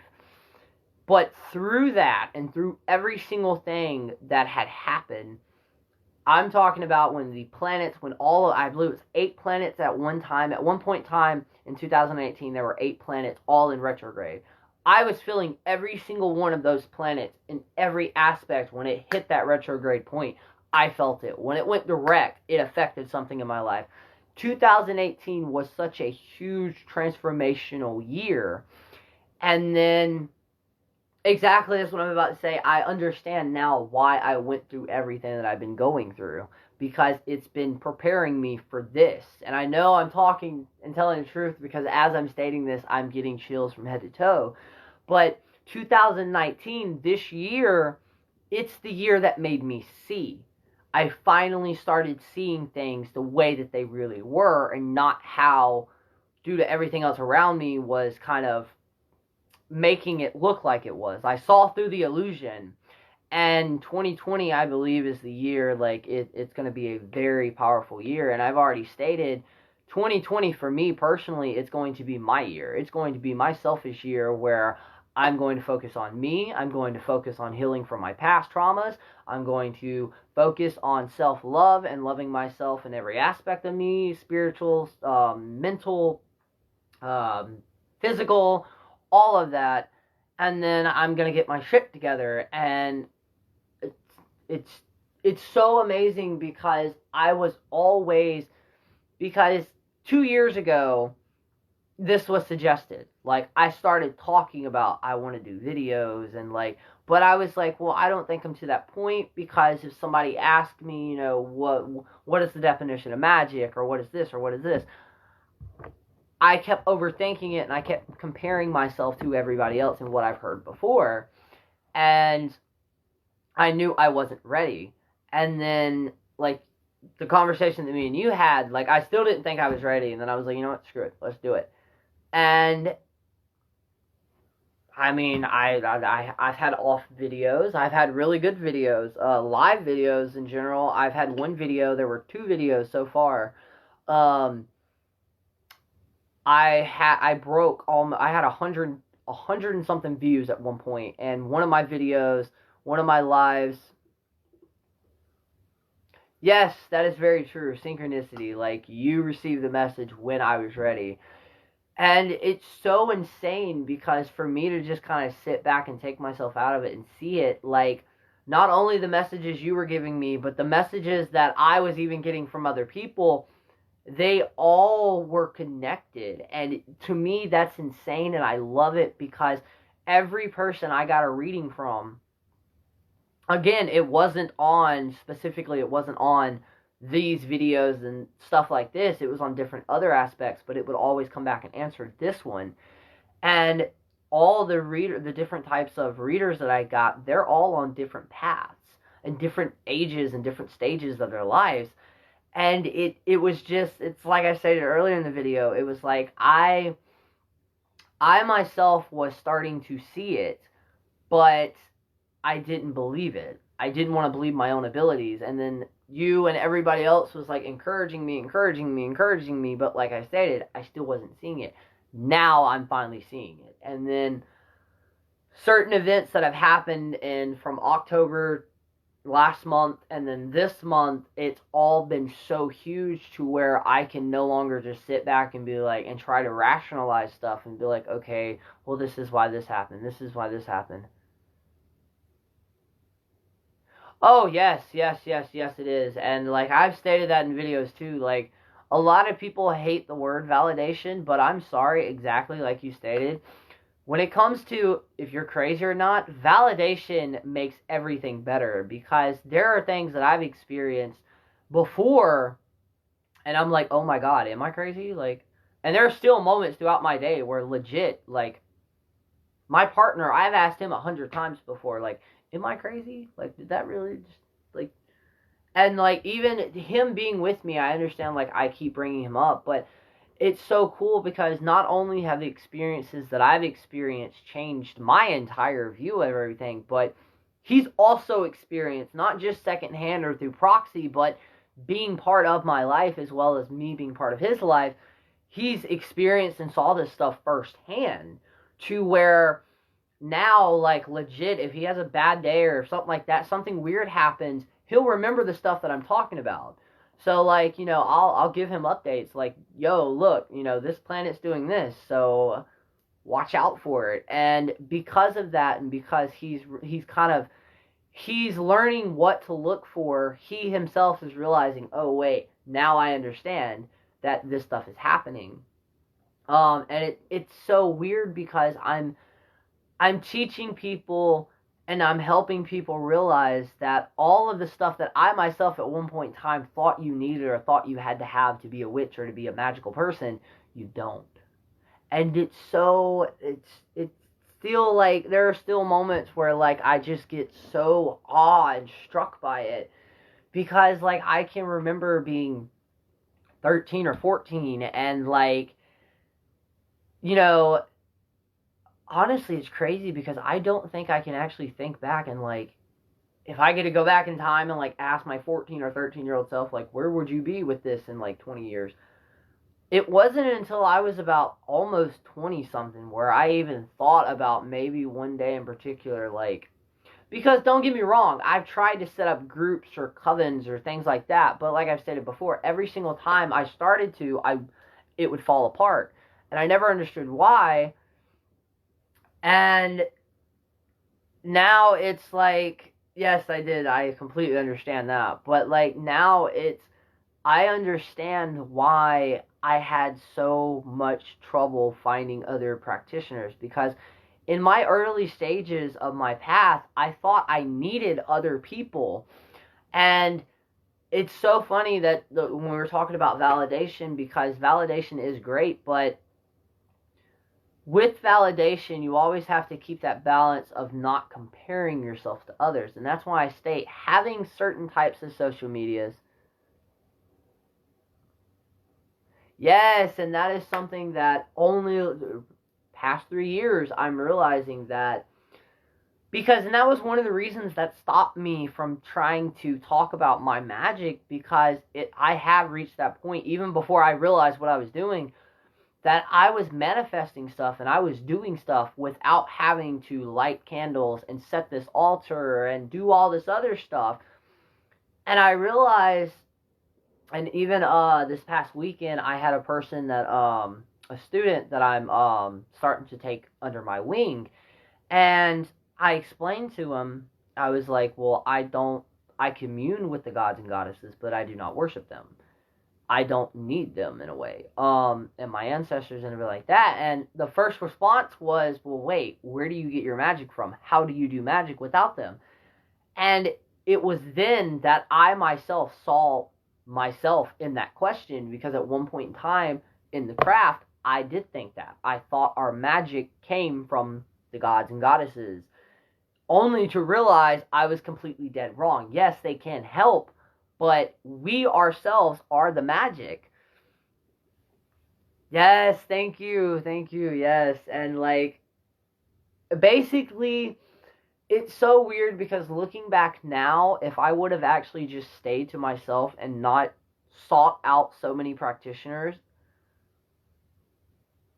I may have like been some completely different move, because a lot of the reasons that I don't speak up and like talk about a lot of the things that I believed in was because at one point in time, all the people I had around me, I was comparing myself and I was taking in everything they were saying to heart. Like, this has to be right. And then in the process of doing that, I myself was ignoring my natural part, my natural self. And recently through this, I realized that like, I kept asking myself with the agoraphobia issues that I'm going through and the isolation, I'm like, why do I keep, no matter what stage of my life, I always get to a point where I'm like very isolated. And I'm like, why is this? Why is this? And since August, actually, I've realized that it's so I can stop comparing. It's like, there are moments where 2 years ago, if I were to go a week without a phone, I would go completely insane. And then the few times that I have had to go without a phone due to some stupid reason or anything, I've enjoyed it so much because I kind of dove back in it. And then, like I said before, I'm currently working on a different Instagram profile just so I can show how, because like I said before, I have multiple notebooks with notes and stuff, but I don't keep a true grimoire. I mainly do it with pictures, because looking at those pictures, due to how I set them up, I know what those spells were and everything like that. So I'm going to create an album of the magic that I've done through the years, and I literally have pictures from times that I first started to where I am now. And yes, thank you so much. Actually, really quick, I can grab something. Here's a little show and tell. Hold that thought. Hold that thought.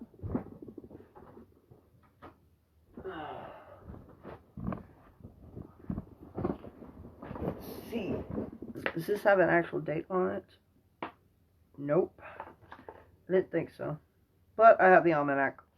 This was one of my first ever spells or rituals.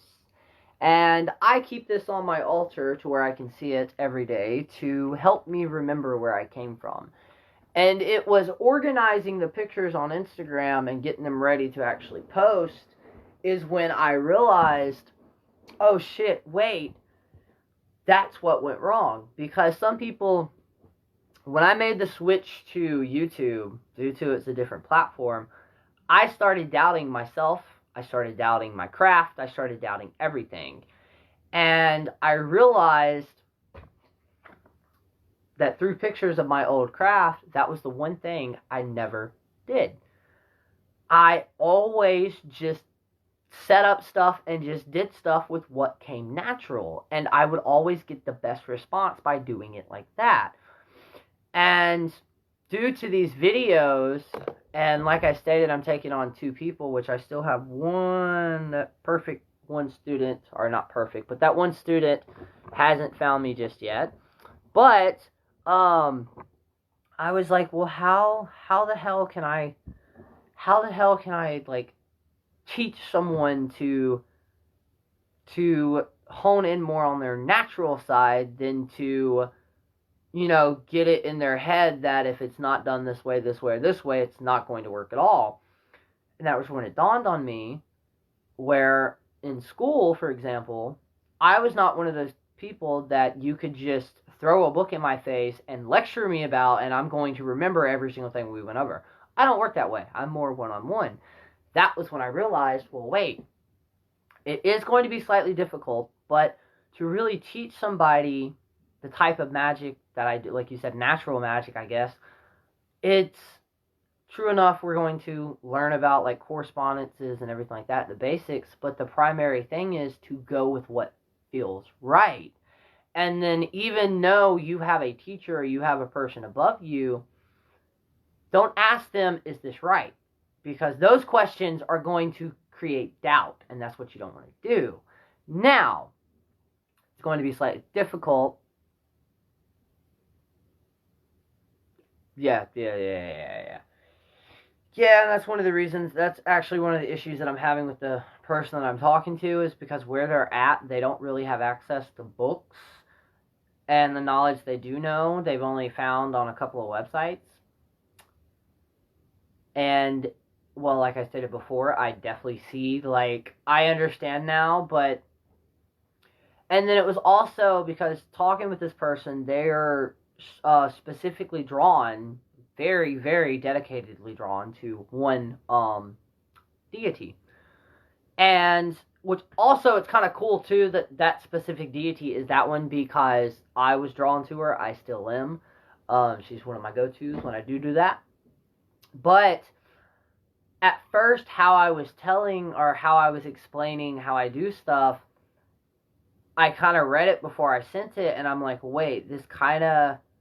I felt like I was discouraging him from his original path that he found. And I was like, and I had kind of like stopped, and I'm like, wait, how am I going to be able to teach somebody to kind of go with their natural flow, but, you know, not discourage them from the way that they feel?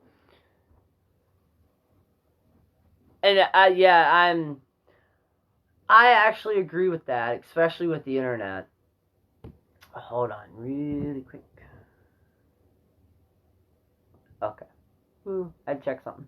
But, now the one thing I can say books and the internet have in recent years done for me is, as I'm branching out into like hoodoo and root work and stuff like that, it's validation. It's been validating me, because I'm reading, like last night in the encyclopedia, the 5,000 encyclopedia spells, a lot of the stuff that I've been gathering for some weird reason, or some of the herbs, or some of the random things that I've been doing, I actually realized that, like you stated, it's natural. They're things that I've been doing. People who do root work and hoodoo and voodoo, they've been doing it for years. Thank you. That's what I'm trying to work on. And that's what I'm basically what it's gonna be. And the one thing I told them, I'm like, stay off of social media because it's no. Like the most questions that I've received before was, how do you set up your altar? For one, you don't need to. Actually, no, I will state with this particular person that I was talking about this weekend. He actually said something that floored me, especially for a sprout. He goes, I've dedicated myself, but I don't have an altar. He goes, but that's because I believe I am the altar. And I was like, whoa, that's like, it's very simple, but at the same time, it's really, really deep for someone who's just now starting out in the craft. Was like, for one, I'm not in a situation to where I can't have an altar, but I myself am that altar. And I'm like, whoa, like, that speaks, wow. Thank you. I definitely will. Um, well, wow, I almost forgot about that. The Craft movie has officially, the Craft remake, has officially wrapped production. As far as I know, they have officially wrapped. All the, actresses that were in Canada left, and, like, they're no longer hanging out all together and everything. So, yeah, which, I mean, we all know that that movie's not going to be ready, hopefully, because they don't rush it. It won't be ready until probably sometime next fall. Which is also, I mean, that's fine with me. Like, don't rush it by any chance. Please do not rush it. Did all my candles just burn out? Nope. Almost, though. But, yes, new things will be coming in these videos. Next year, I have so many things that I will be working on. So many new things will be coming that I've been talking about. But, like I stated, I'm just going to take my time. I'm not going to rush anything because rushing gets things mixed up and it destroys things, and yeah. Yes, that is actually I learned that technique through Pinzak's Temple series, the Inner and Outer Temple. And for all the practitioners that I do are the Sprouts, that is one book suggestion I will state get, because he goes against almost every author's way of stating, because his first book is what you just stated, which is it's learning to set up your mental temple. And the second book is grounding, meditation, trance through I think it's the Eightfold Path, which is basically, I think it's the Eightfold Path. The basic different ways to alter your mind state: breathing, dancing, chanting. That is a new thing too, actually, that I've recently been doing, and I'm not gonna show yet what I've been working on because, for one, I haven't got the purpose of it yet, which with my magic, and I guess that's part of the natural thing. A lot of times stuff comes to me and I'll create stuff, and then only after. No, I did not know that, and that just blew my mind.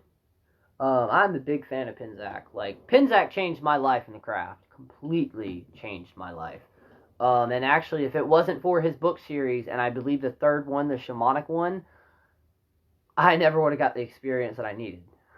I still don't fully understand that experience, but I've been doing this new thing where, for one, I use music. Yes, Ellen Dungan. Yes, yeah. Wait, I have one of those books. One of them, but oh.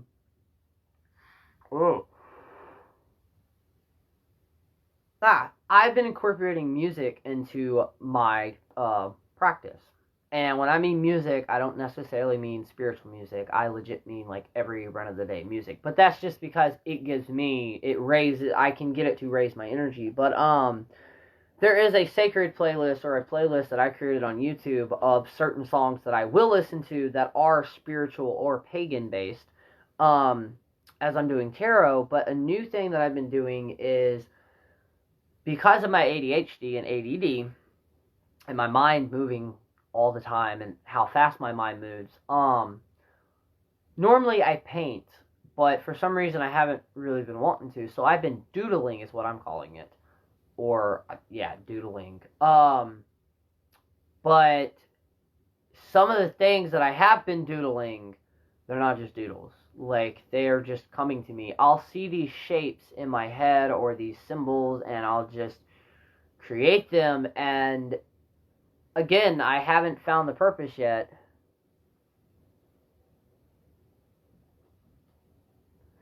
See, I found that out after I moved here to Florida. Oh, that is something. I do have a little show to tell. This weekend, or Thursday, I've never been, but I follow them on Facebook, and I know they do the Witch's Ball and everything, and I've had a few friends that go. One of my good friends, she's been there multiple times.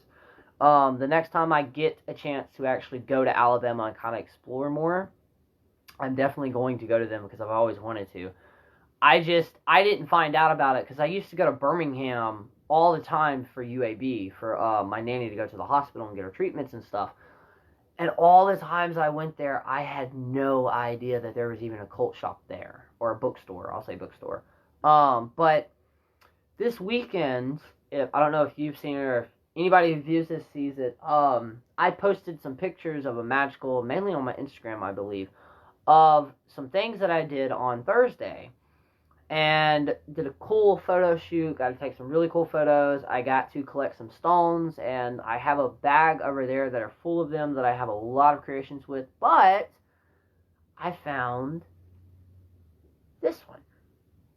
And the reason I think it's intriguing is because it looks like a little goddess, or a little goddess. So, and some of the stones, most of the stones that I have, they're river stones. So they're really soft and they can fit in my palm.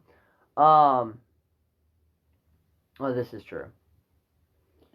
But these stones, I have so many ideas with the other bag. When I mean bag, I have this small little bag full of them.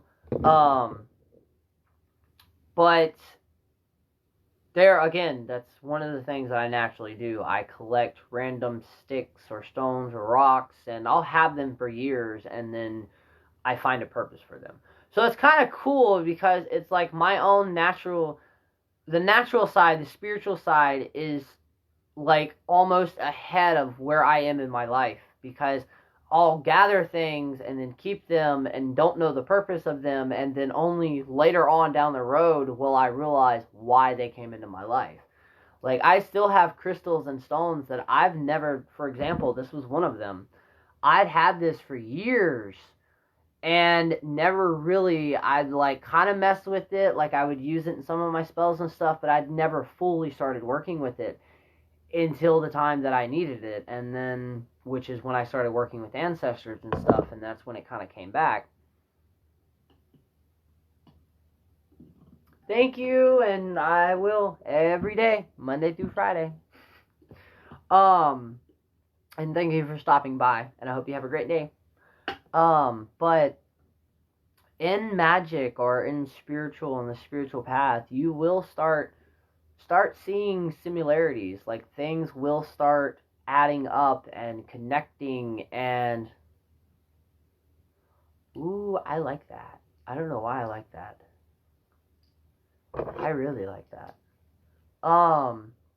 But I realized that a lot of the things that come naturally to me, they're legit. I'm tapping into something, that's for sure. And it's so insane because, even outside of the actual magical practice, how this has reshaped and it's helped with my anger. I've gained way more control with my anger. I've gained way more control in making sure I communicate how I'm feeling or where I'm at. And I've honestly, actually, believe it or not, I've realized a lot of arguments and some fights and some wars, um, they're really just misunderstandings, and it's mainly the ego. That part of you that no matter what, no matter who's right, no matter who's wrong, you want the end of that. Trust me, I know I'm an Aries. I know how it is in conversations. I know how it is to want that last word. It's the ego side. And once you learn to master that, or at least get slightly harmonized with it to where you can kind of push it aside, then, I'm not going to say life's going to be peachy key, because like I stated before, I'm in that aspect where I do try to be as positive as I can, and thinking, things will work out. Some way, shape, or form, they will either work out, or some way, shape, or form, there's a reason this is happening. What is the reason?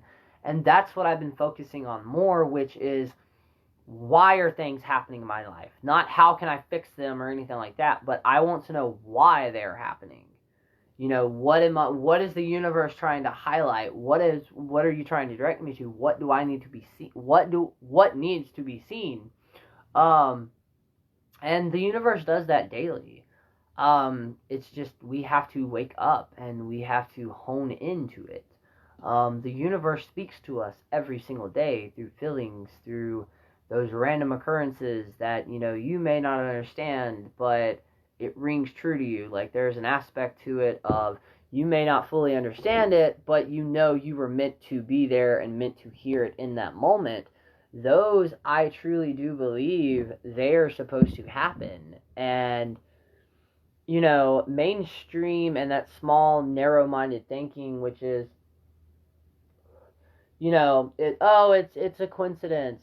I'm sorry if I've never stated this.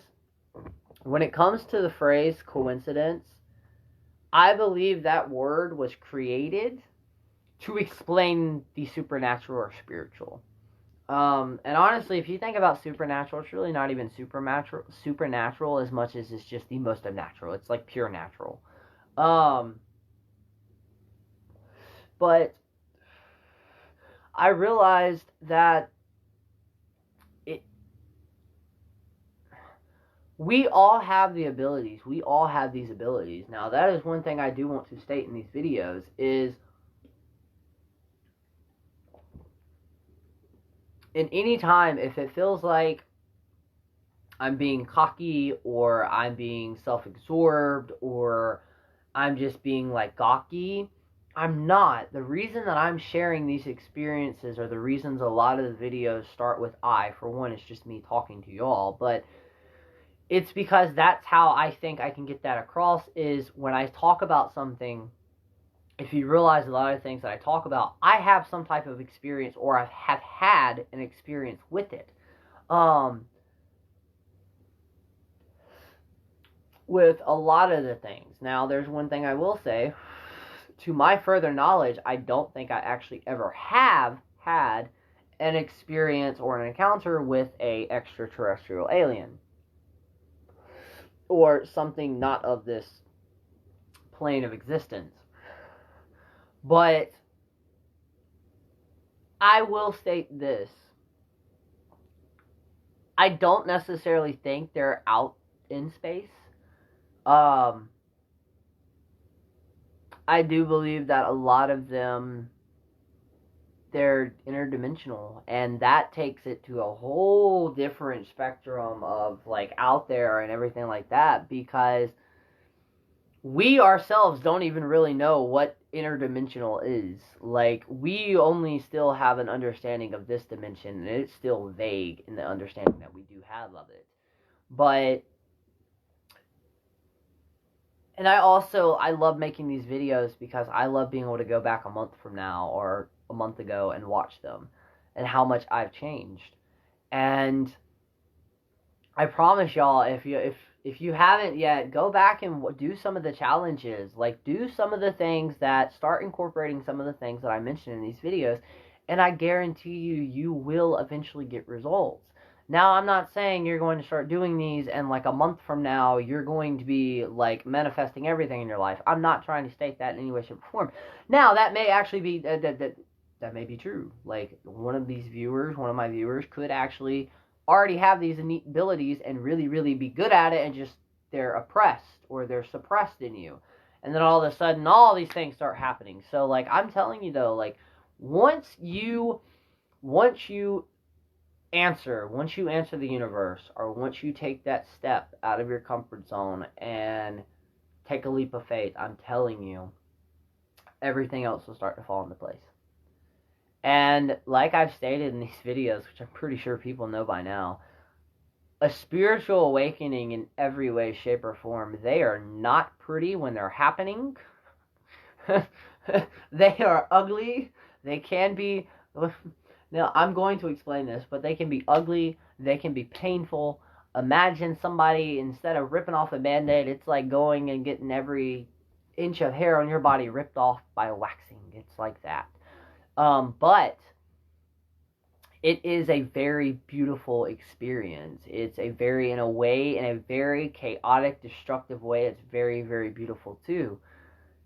But like it was stated in me in the comments, it has to happen.